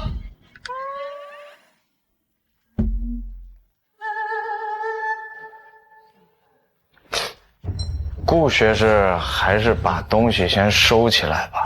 况且这下跪认输不是我说的，是你侄子说的。那是小陈给你开玩笑，岂能当真？没错，我就是开玩笑的。三叔，这些川蜀蛮子竟抓着我的玩笑不放，逼我下跪，有如圣贤。你可真行啊！你输了就说是开玩笑，你真不嫌害臊啊！我想问啊，你们顾家是不是都像你这样不要脸呢？只要游川今天输了，你是不是要逼他下跪啊？啊！正是欺人，正是欺人，正是欺人，正是欺人！闭嘴！此事就此作罢。若是有人胆敢再提，就是与我顾家作对。好人说，柯老人说。怎么？看来你不服啊！好，老夫与你比。若是老夫输了，小陈给你磕头认错；若是你输了，你不但要磕头认错，还得承认那2篇的诗是你抄的。敢吗？敢吗？敢吗？顾世言竟要亲自对付沈游川，江南诗圣一代探花，这不是以大欺小吗？什么江南士族，太无耻了！就是。哼，谅你也不敢。就此作罢。走，比就比。但既然顾学士都亲自跟我比了，你若是输了，只让他一个人磕头认输不够，你们2个一起磕头认输。真能装啊！你居然敢让老夫给你磕头！你怎么？顾学士知道自己会输。这么多人看着呢，老夫岂不怕他？行，就依你，我就不信老夫堂堂一个江南诗圣能输给你这个黄毛小子。你侄子刚才也是这么自信。哼，小子，你虽然才华横溢，但老夫这些天在家推敲了数首佳作，必定于你。沈公子，顾学士，唐突打扰，在下雪梅，二位比师能否赠奴家一手？我在家做的事根本没有跟梅雪有关的呀，这该如何是好？这12头牌之首雪梅，她也来求师。这清平调如梦令一出，这牡丹海棠啊，名气大增。这雪梅肯定不甘落后呀。雪梅向2人求师，却只盯着沈游川，这心中所求，明显只有他嘛。哎呦，这堂堂江南诗圣竟然被无视了。只是这沈游川还能否做出如前2首一样的佳作呀？可一可二不可三，我看难。哎，游川，退后，退后，这个逼我还能装。沈公子，一点心意。又是200两，发财了，发财了！又来钱了，那都600两了。三叔啊，这青楼女子上不得台面，您别跟她一般计较。待着沈游川写完，您再出手将她碾压，让这女子看看什么叫江南诗圣。那是自然。既然雪梅姑娘如此好意，我断不会拒绝。献丑了。韩明，替我代笔。好。装腔作势，就是说，梅雪争春，未肯降。梅雪争春，开篇即将梅与雪赋予人性，妙啊妙啊！骚人阁笔未平章，骚人阁笔未平章。自古以来，这文人墨客对于雪梅一直是难评高下，他这一句真是道尽了千古争论呐。梅须逊雪3分白，雪却输梅一段香。好一句，梅须逊雪3分白，雪却输梅一段香。好吃，好吃，好吃啊！好吃。梅须逊雪，雪却输梅，好，好啊，好个屁呀！这梅雪各有千秋，却亦有不足，直接升为主旨，劲道啊，深刻。这2句一定会成为千古名句。师兄，大台，大台啊！谢沈公子。又是旷世佳句，这小子怎么会有如此敏捷的才思？他三叔该你了。可恶！这青楼女子好端端的求什么诗啊？怪我好事。三叔，该你了。对，你们看，顾世言这是什么表情啊？还能什么表情啊？这是想不出能压住沈兄的诗了，慌了呗。梅须逊雪3分白，雪却输梅一段香。这句话一出来，短时间内他想压过，就算是江南诗圣，那也得抓耳挠腮呀。挠腮，刘川，天作奇才，我的神啊！梅须逊雪，雪却输梅；梅逊雪，雪输梅。究竟如何才能压住这2句啊？沈公子，沈公子，在下金雀想要求诗一首。沈公子，在下碧霄也想求诗一首。我也要，我也要，我也要，我也要。还有我，沈公子，我先来的，我也跟我出来的。你们看，9大头牌争相求诗，这在风月楼的历史上那真是头一次啊！这还是牡丹3位同时得到了，不然的话，应该是12头牌同时求诗啊！放眼整个京城，那也是头一遭。沈兄，羡煞我也呀！前3首勉强说得过去，就怕后面几首没有前面精彩吧？你闭嘴吧你！沈兄，你就保持水准，再做9首，一定可以名震京城，成为佳话。9首，哎呀，真能吹牛啊！这么多人，这么多钱，足够我在京城躺平好几年。诸位，不要急，不要慌，每个人都有。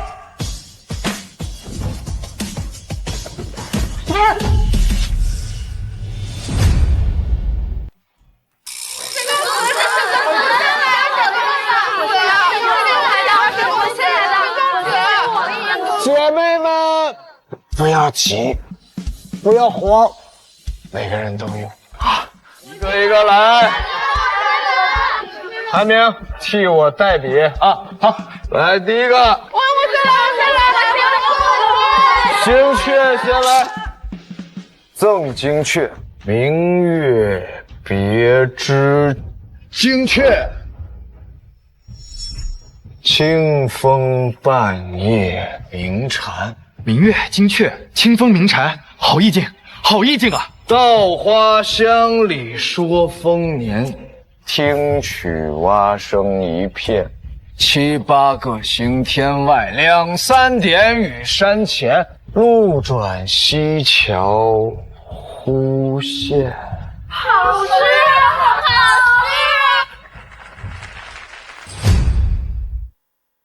诗！下一个。沈公子，我叫碧霄。第二首，赠碧霄。自古逢秋悲寂寥，我言秋日胜春朝。好一个逢秋悲寂寥啊！如此绝句，我一定要记下来。我也要记下来。晴空一鹤排云上，便引诗情到碧霄。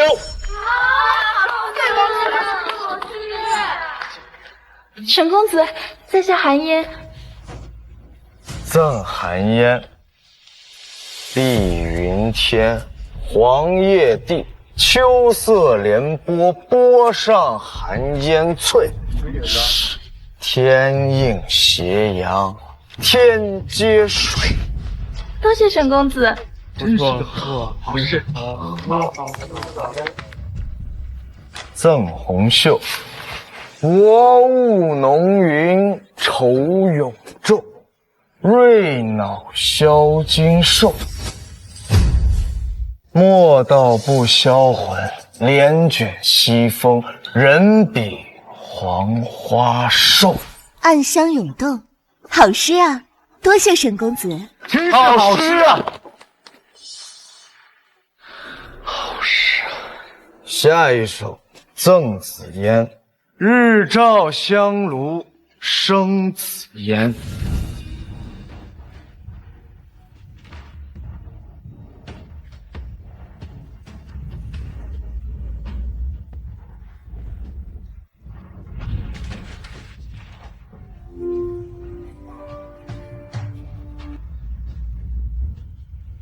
最后一首，赠冬雪。北风遍地百草折，胡天8月即飞雪。忽如一夜春风来，千树万树梨花开。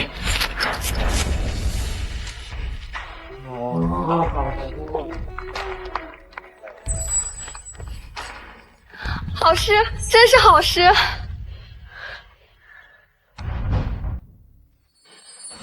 姑娘们，每人一首都有了吧？还有落下的没有？都没了，没有。 9首一气呵成，行云流水，而且这每首都是妙笔生花。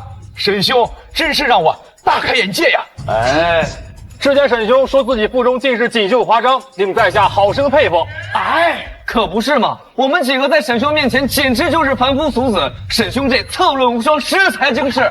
从今以后，你就是我榜样。什么呀？那也是我的榜样，是我们的榜样。对，榜样，对。愚作罢了，献丑了各位。他三说，我刚刚又做了9首，您那首赠雪梅的诗应该做出来。这小子怎么会这么厉害？难道我一世诗才，今日要毁于一旦？这不说话是什么意思呀？这样，我刚刚呢一共是做了12首，只要你能赢其中的1首，就算你赢，怎么样？赢1首，哪首？能赢哪一首？明月别枝惊鹊，晴空一鹤排云上，千树万树梨花开。为什么每一首都是旷世佳句？这让我怎么赢啊？还不说话？你不会一手都不做，就让我跪下磕头认输吧？游川12手提笔即成，顾师言，你作为长辈，即便写一手，若是赢了，那赢了也不光彩，这哪是让步啊？这不纯纯羞辱你吗？对呀，看他这样，一手都做不出来，还什么这个江南诗圣，我看呢，这都是吹出来的装货，是不是？装的，装的，装的，装的，装的，装的，装货，装的，装的。江南诗圣又怎么样？我挑的都是历经千年而不衰的文化精髓，岂能输给你？顾师生，你堂堂一个江南诗圣，不会连我一个川蜀蛮子都赢不了吧？不会吧？不会吧？不会吧？不会。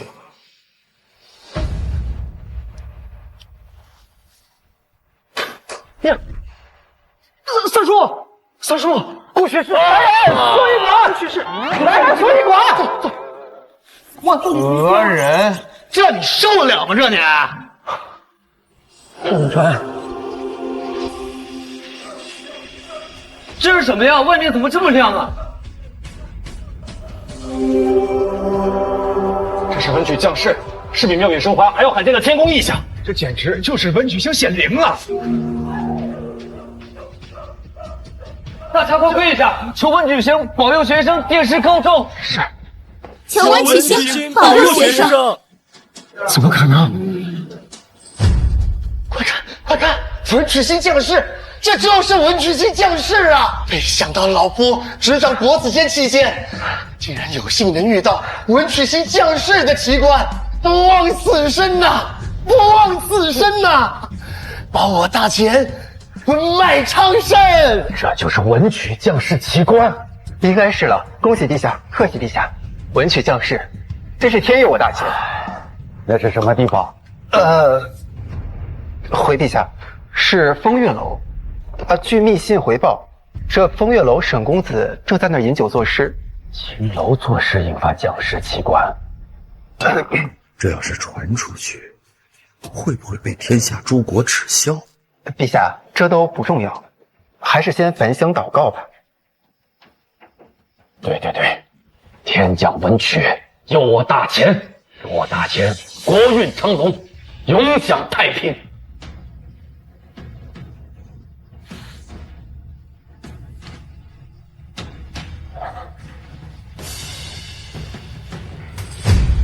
怎么可能？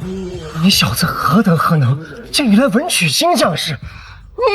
顾晨，我从来没惹过你，但你却咄咄逼人，这能怪得了我吗？没错，什么江南望族、江南才子的，浪得虚名就算了，还耍赖！沈兄请来文曲降世，佑我大钱之文脉，岂是你敢质疑的？给我滚！有道理，别脏了文曲星显灵的奇观。对，滚出去吧，滚出去！滚！闭嘴！沈游川，我跟着没完。完不了一点儿，这你受得了吗？这你。沈公子一夜作诗12首，更是引来这文曲降世，令我风月楼蓬荜生辉呀。这个是风月楼的一点谢礼，请您留下。这他们不都？那是姑娘们自己的心意，这是风月楼的，一笔归一笔，讲究。这么多，3000两。沈公子，这是东家的意思。沈公子失财，何止这3000两啊？您别嫌少就好了。哎，这倒是。3000两，这风月楼可真大方啊！这算什么呀？12首佳作，力压江南县员顾晨，引得诗圣不敢提笔。这价值远超3000两。更何况文曲星降世，到时候绝对能让说说先生说他个9篇18集的，到时候绝对能让风月楼名声大振。有道理，沈兄之才真是让我羡慕啊！望尘莫及，望尘莫及呀！沈公子，我风月楼有上等的包厢，不知您可有兴趣留下过夜呀？与各位姑娘们吟诗作对，共赏风月。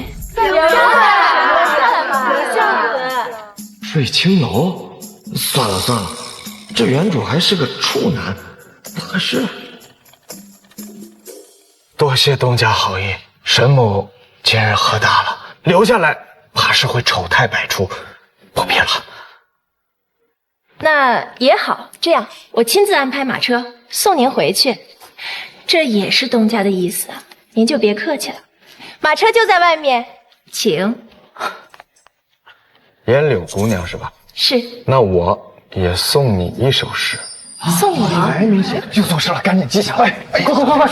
天街小雨润如酥，草色遥看近却无。最是一年春好处，绝胜烟柳满皇都。好诗，好诗啊！沈公子，等等我。好一个绝胜烟柳满皇都啊！旷世佳句随口就来呀！好文采，这简直是文曲星下凡，文曲星下凡啊！庄兄，沈游船之才举世罕见，甚至引发文曲将士奇观。要不您还是过去表示两句，否则万一个屁！他如此卖力表现，不就是知道本少在此，想要攀附于我？我若是自降身份下去，岂不是如了他的愿？再者说，想做我关龙氏族的狗，光有文采还不够，还得听话。公主，那咱们还见他吗？当然得见了，文曲将士啊！有史以来，只有曹植有此待遇，此人日后定是我大前乃至天下文坛之领袖。此人日后定是我大前乃至天下文坛之领袖。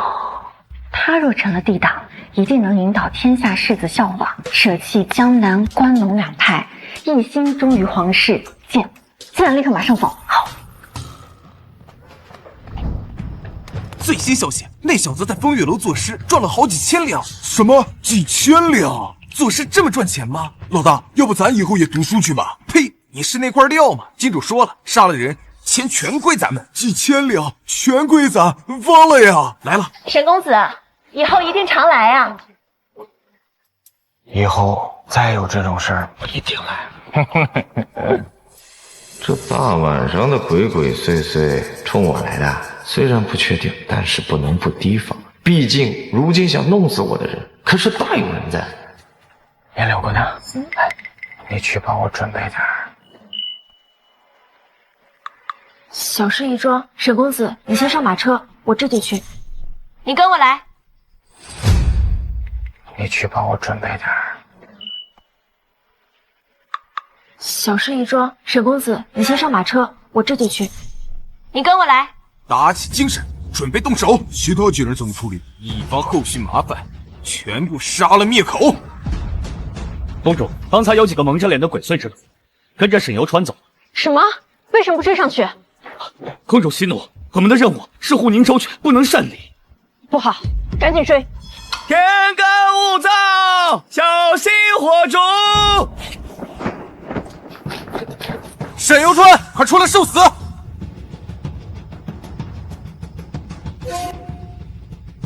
就你们4个一起上吧。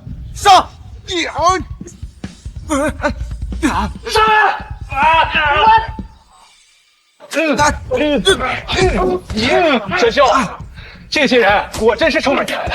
看来江南士族已经想要置你于死地了。哥，还好你早有准备，不然他们凶多吉少。妈的，还想刺杀我？我让你刺，我让我啊！我让你刺！兄，不要打了，不要打了，来人了，来人了！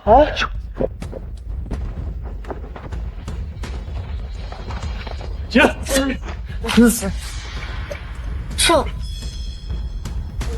这参见公主小姐姐殿下。来见长公主。这小子还算有点手段，本宫倒是白担心了。说，谁派你们来的？长公主问话还敢隐瞒，找死！说，长公主息怒，金主一直戴着面纱，我从未看清她的脸。带回大理寺慢慢审。是，走。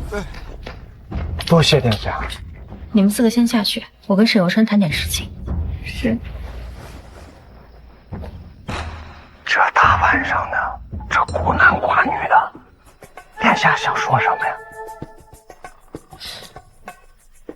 你怎么这身打扮？本宫今日出来散心，女扮男装到风月楼坐坐，没成想大开眼界。怎么，你不会也要求是吧？1000两。没想到你还是个人才。先扳倒项崇文，又弃云顾誓言，江南士族对你现在必定是恨之入骨。不过我听说庄南风在刑部给你预留了一个职位，你怎么样？有兴趣吗？他这是在试探我。如今朝堂尽是两派之人，皇帝绝不可能继续容忍这样的局面。如此说来，全仰仗陛下圣明，学生才死里逃生入围殿试，成为天子门生。陛下让学生怎样，学生就怎样。你倒是聪明，既如此，我也不绕弯子直说了。如今两派把持朝政，甚至左右皇权，皇兄早已不满，有意想扶持像你这样身世清白又才华横溢的寒门世子，对你来说也是千载难逢的好机会。学生一定好好把握。像你这样满嘴忠君爱国，转身就投靠两派的人，我见得多了。我跟皇兄要的不是空口许诺，而是实打实的投名状。疾风知劲草，板荡识成臣。给我点时间，我一定给殿下一个满意的投名状。好一个疾风知劲草，板荡知成臣，我给你时间。殿下慢走。见此腰牌，如本宫亲制，日后再与此次这般刁难，可以此解围。多谢殿下，千万不要让陛下跟我失望。虽说如今两派把握朝堂，但新帝还年轻，假以时日，未必不能瓦解两派，收回大权。现在投降，或许是个机会。我整垮了项崇文和周镇远，皇帝自然会信我不会投降江南士族。他想要的投名状，无非就是让我拿出行动，自绝于关陇一派，断了后路，一心弑君。投名状从哪儿下手？公主，你居然把自己的贴身腰牌给了沈游川，你太重用他了。那可是先皇预留让您辅政用的，万一他要是做了什么，那我们……本宫一开口，他便领悟了意图。才华横溢，还绝顶聪明，这种人知分寸，也值得投资。当然了，日后他要是让本宫失望了，我把腰牌收回来便是。暗中派人保护一下。云想衣裳花想容，明月别枝惊鹊，清风半夜鸣蝉。莫道不销魂，人比黄花瘦。好文采，每一步都是精品，韵味无穷，简直是韵味无穷啊！哈哈哈哈哈！爹，您找我？沈游川的事？没错，顾世言那个腐儒恃才傲物，看不起我的。没想到今日却败在了沈游川的手里，简直是大快人心啊！哈哈。听说他在风月楼作诗弃怨顾世言之际，你也在场？孩儿确实在场。爹，您问这个做什么？我和严阁老都抽不开身，明日你找个由头，请他进府，好好拉了，务必让他投靠我关陇士族。爹，他现在得罪了江南士族，正走投无路呢，巴不得来靠近我。我们只需要勾勾手，他就会像狗一样摇着尾巴来接近我们，没必要自假身份去拉拢他呀。你懂什么？能引发文曲星降世，此子竟会成为文坛领袖。明日再把江南巡查使送给我的那套文房转赠给他，读书人应该会喜欢这个。爹，那可是张大人费尽心思给您寻的上等文房，顶级的湖笔、绘墨、宣纸、设砚，价值万两啊！你怎么能给他呢？行了，就这么定了。玉人沙壶。那套文房我要了多少次，爹都不舍得给，竟然要给沈游川一个底层寒门，他配？游川，你终于回来了。找公主找你没什么事吧？没什么，他就是试探我的态度，看我会不会参与党争。你得罪了江南士族，若不投效关陇士族，势必会迎来两派联合打压，哪还有咱们立足之地啊？虽说两派皆非善茬，但想保持中立，谈何容易啊！那沈兄究竟如何打算呢？我打算，走一步看一步，走一步看一步。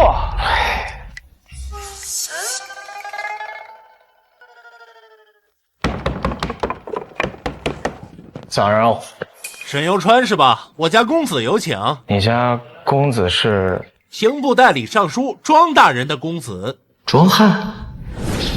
不过我倒是听闻过你，沈游川。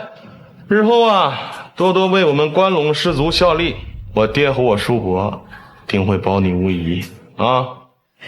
是他，是这样，在下昨夜贪杯了，身体不太舒服。小子，我家公子是看得起你，你别不识好歹，赶紧的。这庄汉还真把我当成是他家的狗呢。算了，长公主的腰牌，关键时刻可是保命符，还是不要轻易动怒。赶紧的！庄兄说的没错，沈游川一个无权无势的寒门，他想投靠关陇士族，哪那么容易啊？机会咱们已经给他了，能不能把握得住，就看他自己了。公子，沈游川到了，还算识趣儿。我还年轻，怕是把握不住呀。不知庄公子找我所谓何事？我知你把握得住，你就把握得住。昨日你卖力作诗，对付顾家失职，无非是想得到本公子的青睐，加入关陇士族罢了。本公子今日就给你一个机会。就连长公主都来拉拢老子，老子还需要你青睐？你算个什么东西呀？你爹能代理刑部尚书，还是沾了老子的光呢？电视考题，关于变法图巧。什么？电视考题？你居然弄到了电视考题？还堂而皇之的拿出来，他疯了吗？很意外吗？我劝你不该问的别问。你只用写3篇策论，拿出你的最高水，助我3人夺得状元。你要我帮你们科举舞弊，这可是死罪！让你写你就写，哪来那么多废话呀？沈游川，我知道你已经连中2元，让你放弃状元之位，你肯定是心有不甘呀。但是状元嘛，不是你这种寒门子弟能染指的，即便你能引来文曲将士都不行。这届状元必须在我们3人之间。我从没想过染指状元，但科举舞弊可是死罪，我只想活着，恕难从命，告辞。沈游川，本公子是在给你机会。我说了，我只想活着。活着？你都已经知道了电视考题，你若不乖乖配合，你觉得你会活命吗？我可是此次会试的会员，若是死在庄府，庄公子也不好交代。我特别好交代，我不会让你死在庄。我爹是刑部侍郎，手握生杀大权，在荒郊野岭死一个寒门士子，不难吧？我在他们眼中就是个毫无威胁的寒门子弟。若是此时此刻拿出腰牌，他们定会把我当成是长公主的人，必定心生慌乱，寝食难安，很可能会杀我灭口。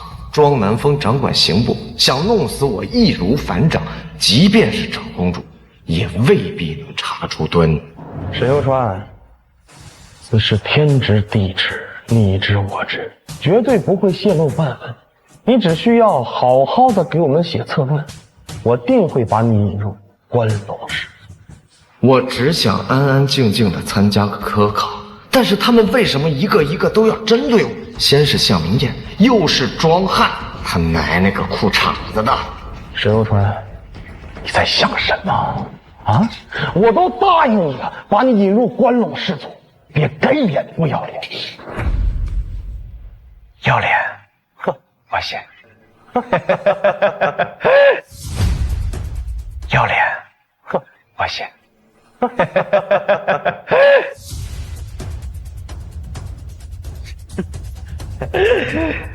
这还差不多。韩哥，我还需要历史上各种变法的资料。一品啊，都给你准备好了，周到了，加油啊！去哪？太好了，有沈游川为我们代笔，必能夺得状元，说不定榜眼探花也落入我们几人之手啊！一会儿我去叫几个歌舞剧，咱们兄弟几个好好爽一下。好，多谢庄兄。庄兄破费了，下次我们请。哎，都是自己人。天下之事不进则退，邦国之运非变难兴。变法过强，势在必行。我正愁不知道怎么给皇上和长公主纳头名状呢。要是能借科举舞弊，把关陇士族核心人物庄南风给扳倒，这头名状是不是足够有诚意了？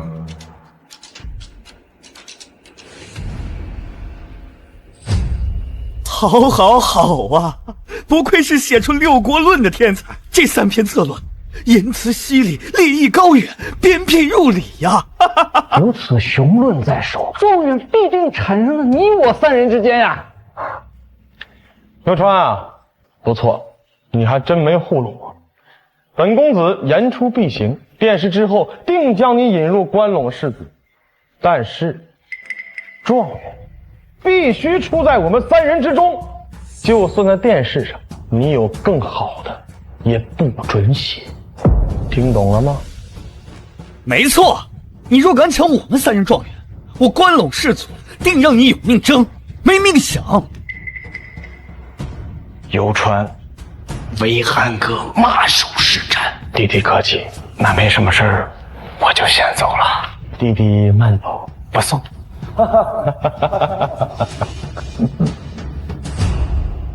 那没什么事儿，我就先走了。弟弟慢走，不送。庄兄啊，不对吧？这小子昨夜在风月楼狂到没边了，今天他这么听话，这中间会不会有诈呀？哎呀，能有什么诈？那顾家虽说是书香门第，但并无多少实权。庄伯父可不一样，手握刑握，要捏死他，易如反掌，他怎能不怕呀？孙兄啊，你多虑了，此人就是个没权没势的寒门世子，就算他说也没有人信，就算有人信他也不敢说，因为代笔也是舞弊，也有罪，也得下狱。所以当务之急是把手中的文章背熟啊！对，爹，张伯父，约沈游川了吗？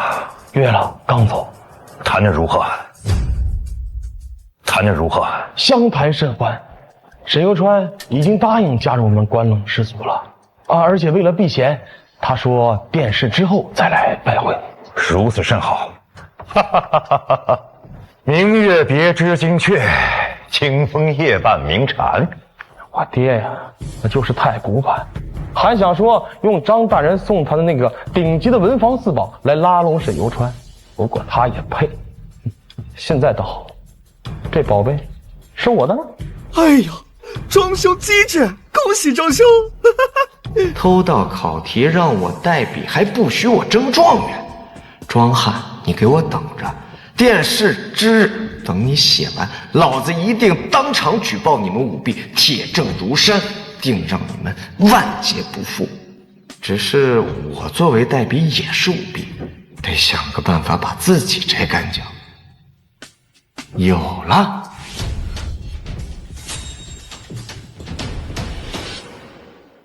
沈兄，哎，楚兄、韩兄、江兄，你们怎么？九川，可算找到你了。你说你一大早就失踪了，我们几个可担心死了。我们还是从伙计那儿听说你被庄府的人带走了，怎么样？是真的吗？啊，是真的。我看你们那会儿睡觉呢，就没跟你们说。嗨，你可算是回来了。哦，对了，沈兄，你在庄府待的这一天，他们没有人去为难你吧？代笔之事还是别让他们知道了，免得牵扯进来。他们敢？我可是此次会试的榜首，他们叫我去就是许诺拉拢。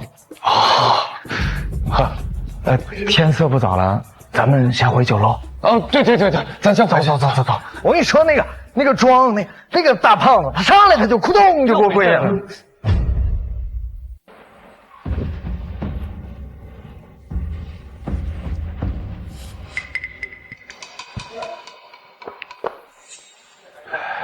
刘川啊，别忘了本少对你讲的话，别想胭脂状元啊！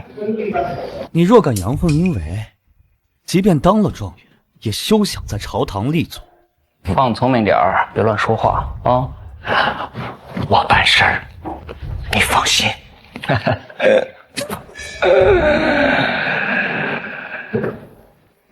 我是不是状元无所谓，但你们必须死。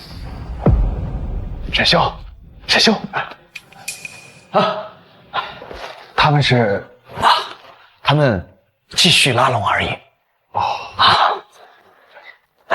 还可以。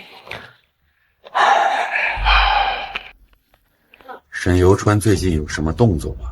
还没有，毕竟得罪了江南士族，再让他自绝于关陇，需要莫大的勇气。沈游川最近有什么动作吗？还没有，毕竟得罪了江南士族，再让他自绝于关陇，需要莫大的勇气。他若一心弑君，朕定赐他无上荣光，指望他别阳奉阴违，让朕失望，否则……陛下，时辰差不多了，该进殿了。朕知道了。臣妹今日约了昔日使臣，先行告退了。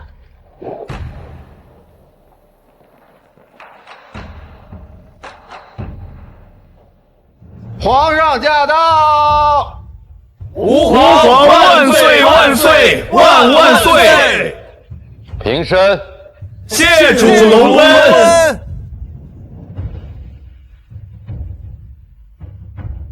开始吧。殿试开始，分发考题。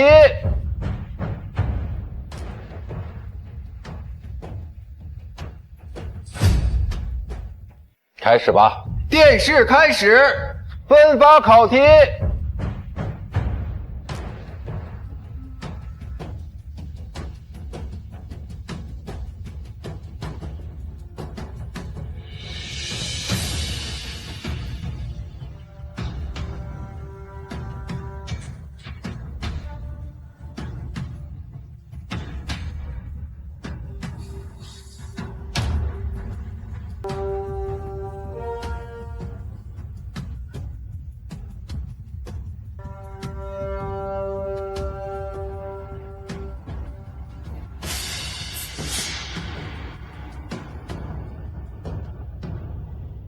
竟然真的考变法，庄汉，你们丫死定了！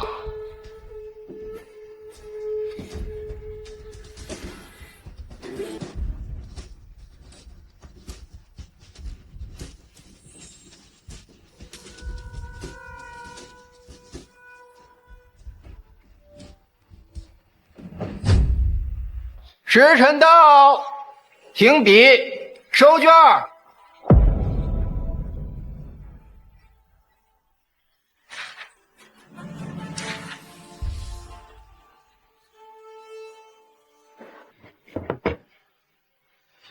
朕登基后，这首场春闱，为表重视，朕决定当场阅卷。窦爱卿，你来诵读。臣遵旨。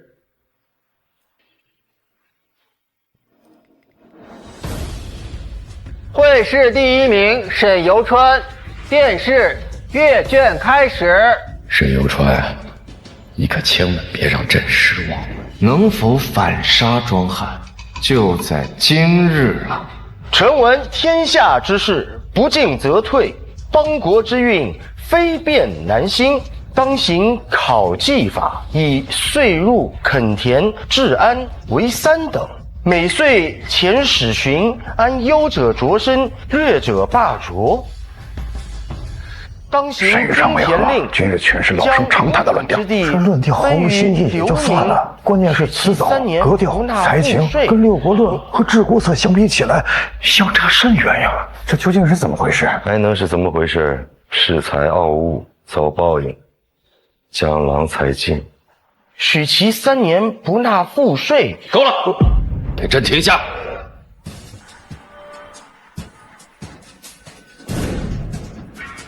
沈游川，这是怎么回事？朕对你期望如此之高，你就写了这些？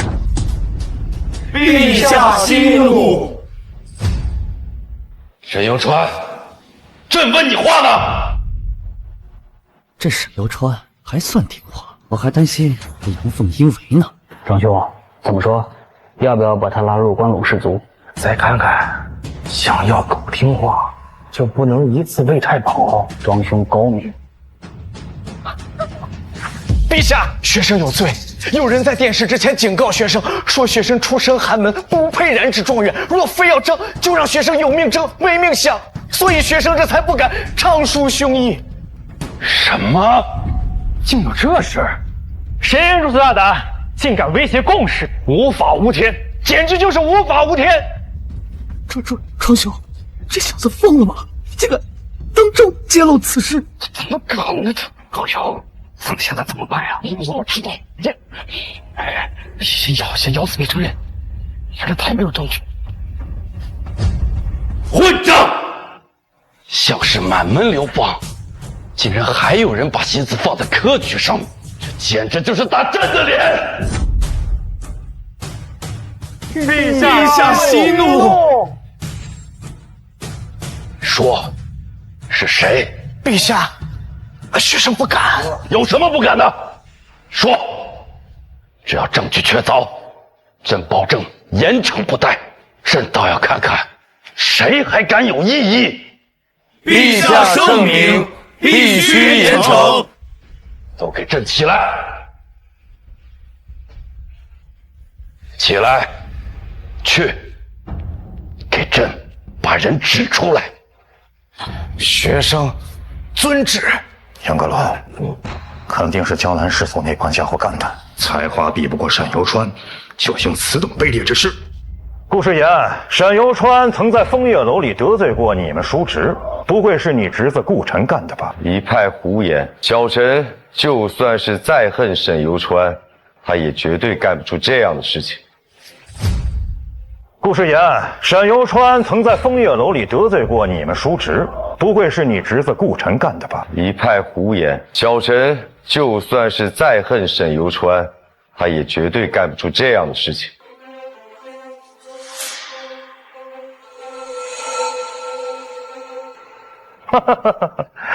果然是你侄子，顾世言，不要再狡辩了。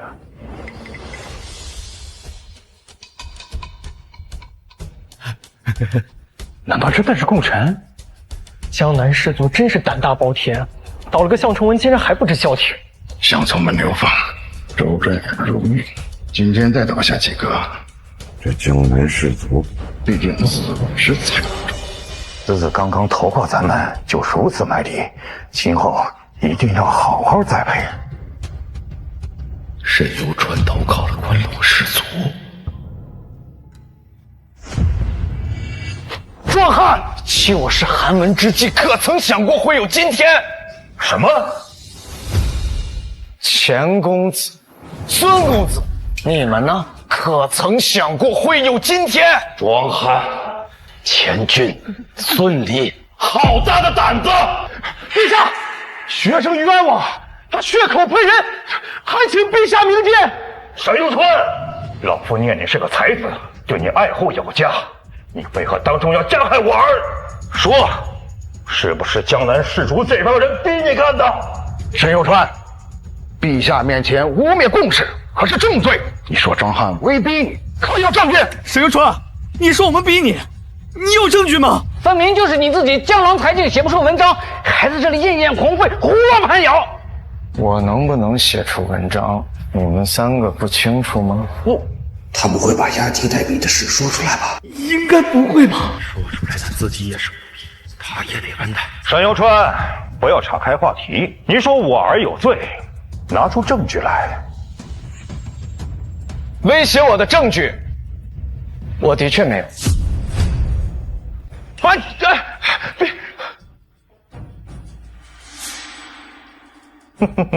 黄口小儿拿不出证据，就敢在殿试攀咬共识，这分明是欺君罔上。陛下，恳请将此人押入大牢，秋后问。但是我有他们3个人舞弊的证据。这放屁！舞弊？真的假的？胁迫沈游川不让他发挥实力，虽然也是犯罪，但最多算是扰乱科举。但是舞弊，那可是重罪呀！如果沈游川真的能拿出证据来，不仅你庄寒得完蛋，你们整个庄家都得完蛋！一派胡言！我庄家家风森严，我儿子……陛下，就是他们3个，他们3个用学生的性命做威胁，逼学生给他们写了3篇策论，还有他们竟然偷到了此次考试的考题，还扬言说不仅要拿下状元，还要把探花、榜眼全都收拢到整个关老氏族。偷盗考题，这真的假的？这性质啊，可比抄袭严重多了。这要是真的，不知道得牵连多少人，血流成河，滚滚人头落地。陛下，他这是造谣污蔑呀！我们庄家世代忠臣，他在栽赃陷害我们庄家。陛下，我儿虽是顽劣，但绝不可能干出此等大逆不道之事，还请陛下明鉴。沈永川，老夫哪里得罪你了？你要如此加害我们庄家？陛下若是不信，可以将他们3个人的试卷拿出来，学生可以当场背诵。这不可能！这来人，取试卷。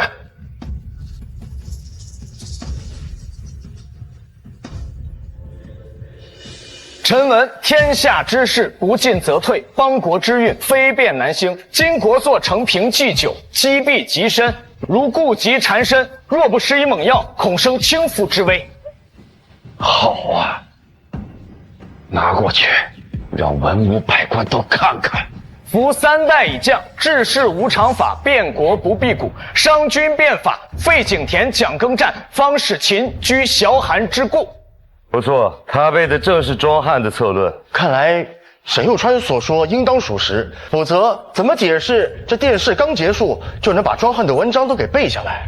庄大人啊，刚才你还口口声声的说是我们顾家针对沈游川，可是没想到是您自家后院失了火呀！这不可能，这是怎么回事？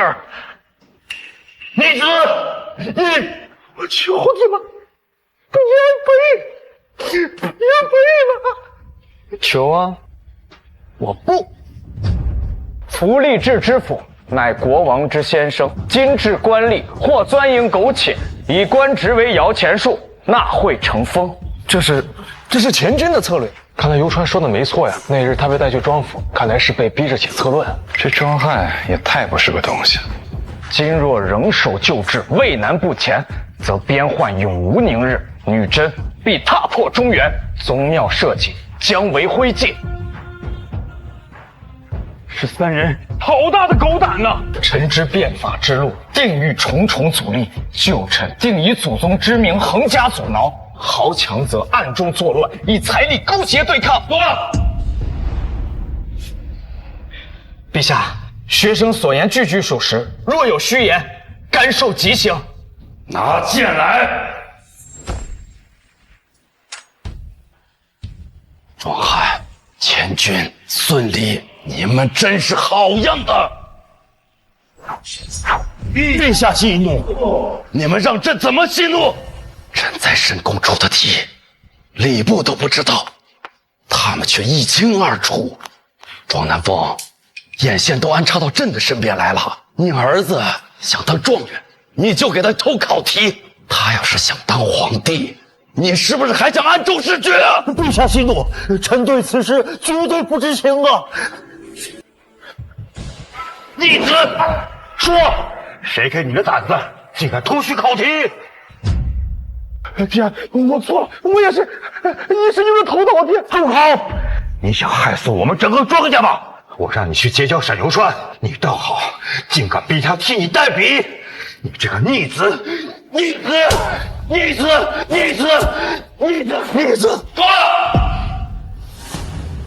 说，朕出的考题怎么会在你手里？陛下饶命！陛下饶命！还不赶快交代，到底从哪来的考题？庄南风，别装了，朕可真不信你一个当爹的毫不知情。陛下，臣对庄家的先祖发誓，臣毫不知情啊！还敢嘴硬？好，朕就给你换个地方，看看你的嘴还能硬多久。来人，说，将庄南风父子前军孙离送入天牢。着，大理寺不惜一切手段，所有涉案人员从头到尾都给朕挖出来，严惩不贷。从头到尾都给朕挖出来，严惩不贷。陛下，陛下，陛下，是我的错，是我无弊。那什么，我会交出所有涉案人员。高抬贵手，饶我爹一命啊！陛下，臣敢保证，庄大人绝不知此事。向崇文之前也表示毫不知情，严阁老怎么没替他求个情？严阁老，你可真是关陇士族的好领袖啊！朕本打算殿试之后就将你这个赐父扶正，可你不争气呀！徐道川，你为什么这么做呀？你得罪江南士族，我好心结交于你，你不领情就算了，你为何坑害我？结交？我得罪江南士族只是为了自保，可在你们眼里，我变成了巴结你们关陇士族的狗。你们对我颐指气使，逼我舞弊，甚至还扬言要弄死我，这算哪门子结交？那你得罪江南士族，你又得罪我们关陇士族，怎么你不怕两派的报复啊？报复？若非陛下圣明，我早就死在牢里了。我这条命是陛下给的，君恩深似海，臣节重如山，能替陛下法办尔等窃贼，我沈游川何惧之有？说得好，好一个君恩深似海，臣节重如山。我大前文武若都有这般忠君之心，岂能生出庄汉这种败类？以为沈游川会投靠关陇士族，没想到就给了关陇士族一刀。哎呀，他现在两派都得罪了，这日后在朝堂之中，恐怕也要跟咱们一样，寸步难行啊！咱们可搞不出这么大动静，别日后了。今天关陇士族绝对不会放过他，别忘了，代笔也是舞弊。陛下，学生舞弊，甘愿认罪。可是游川代笔也是事实，舞弊他有份，下狱也得有他。沈游川，敢害我，你也别想好过。没错，陛下，庄汉罪无可赦，但沈游川代笔也是同犯，必须严惩。果然，关陇士族报复的来了。陛下，沈游川乃是受人胁迫，且检举有功，臣以为可将功抵过。朝廷也有朝廷的法度，庄汉舞弊，他应该上告官府，按例从事，而不是以殿试之禁肆意妄言。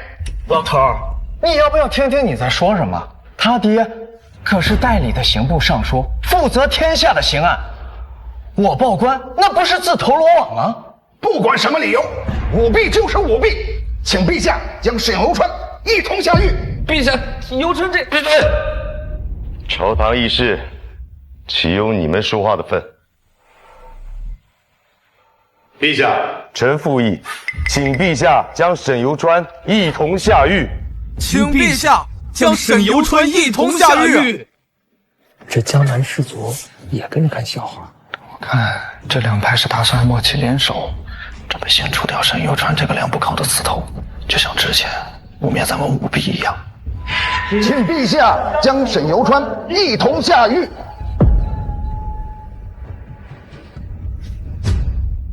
你们好啊！江南、关陇水火不容的两派，竟然也有意见统一的时候，就这么想把忠于朕的人摁死，你们好永远把持朝堂是吧？陛下息怒，臣只是依法起奏。陛下，天下士子们看着，若是不法办舞弊者，朝廷的威严何在？科举的信誉何在？请陛下法办沈游川。请陛下法办沈游川。该死！难道遇到一个忠于朕的广世奇才，还还没入世，难道就要这么毁了吗？沈有川，你害我入狱，毁我前途，你也别想好过，一起下地狱！拉我下地狱做梦。学生虽然没有报官，但并非肆意妄为，而是奉令行事。放屁！既未报官，你奉谁的命啊？长公主，学生曾把此事告诉过长公主，长公主为了拿到证据，让我蛰伏不动，等交卷之后再揭露此事。长公主，你是什么身份啊？你会结识长公主？长公主，闭嘴！是真是假，召长公主前来一问便知，岂容你在这儿放肆？传召长公主。这沈有川还算节制，竟然能想到借月儿脱身。李公公且慢，陛下，臣以为既然殿下给沈有川下令，让沈有川拿出手艺便可，无需烦劳殿下亲至。放肆！烟花，你这是什么意思？陛下，沈有川才华横溢，严阁老是怕长公主爱才心切，有意包庇。你，顾学士所言正是老臣的意思。沈有川既是受命，那就请拿出殿下手谕，证明一下。好啊，好。陛下，请沈有川拿出凭证，否则这天下士子难免会怀疑是陛下和长公主包庇舞弊，有损皇家威严。怎么办？该死！江南关陇两派联手施压，分明是铁了心要除掉沈有川。手谕是吧？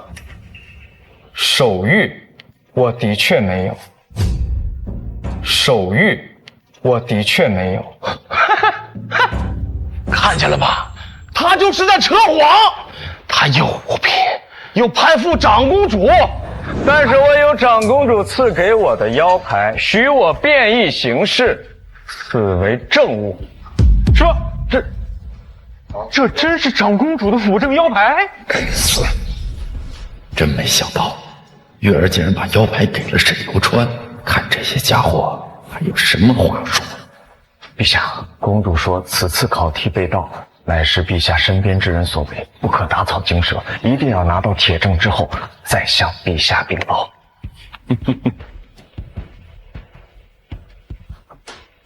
好啊，好啊，月儿有心了，亏他机智。若提前向朕禀报，恐怕某些窃贼就能逃过一劫了。这辅政腰牌是父皇临终之际赐给长公主的。朕记得严阁老和顾学士当时都在吧？来，好好看看这令牌，是假的吗？确实不假。顾学士，你来给朕说说这腰牌的权限。腰牌所致，如长公主亲临，只要不是通敌卖国，所有的事情都有便衣行事之权。沈有川是谋反吗？沈有川是谋反吗？不是。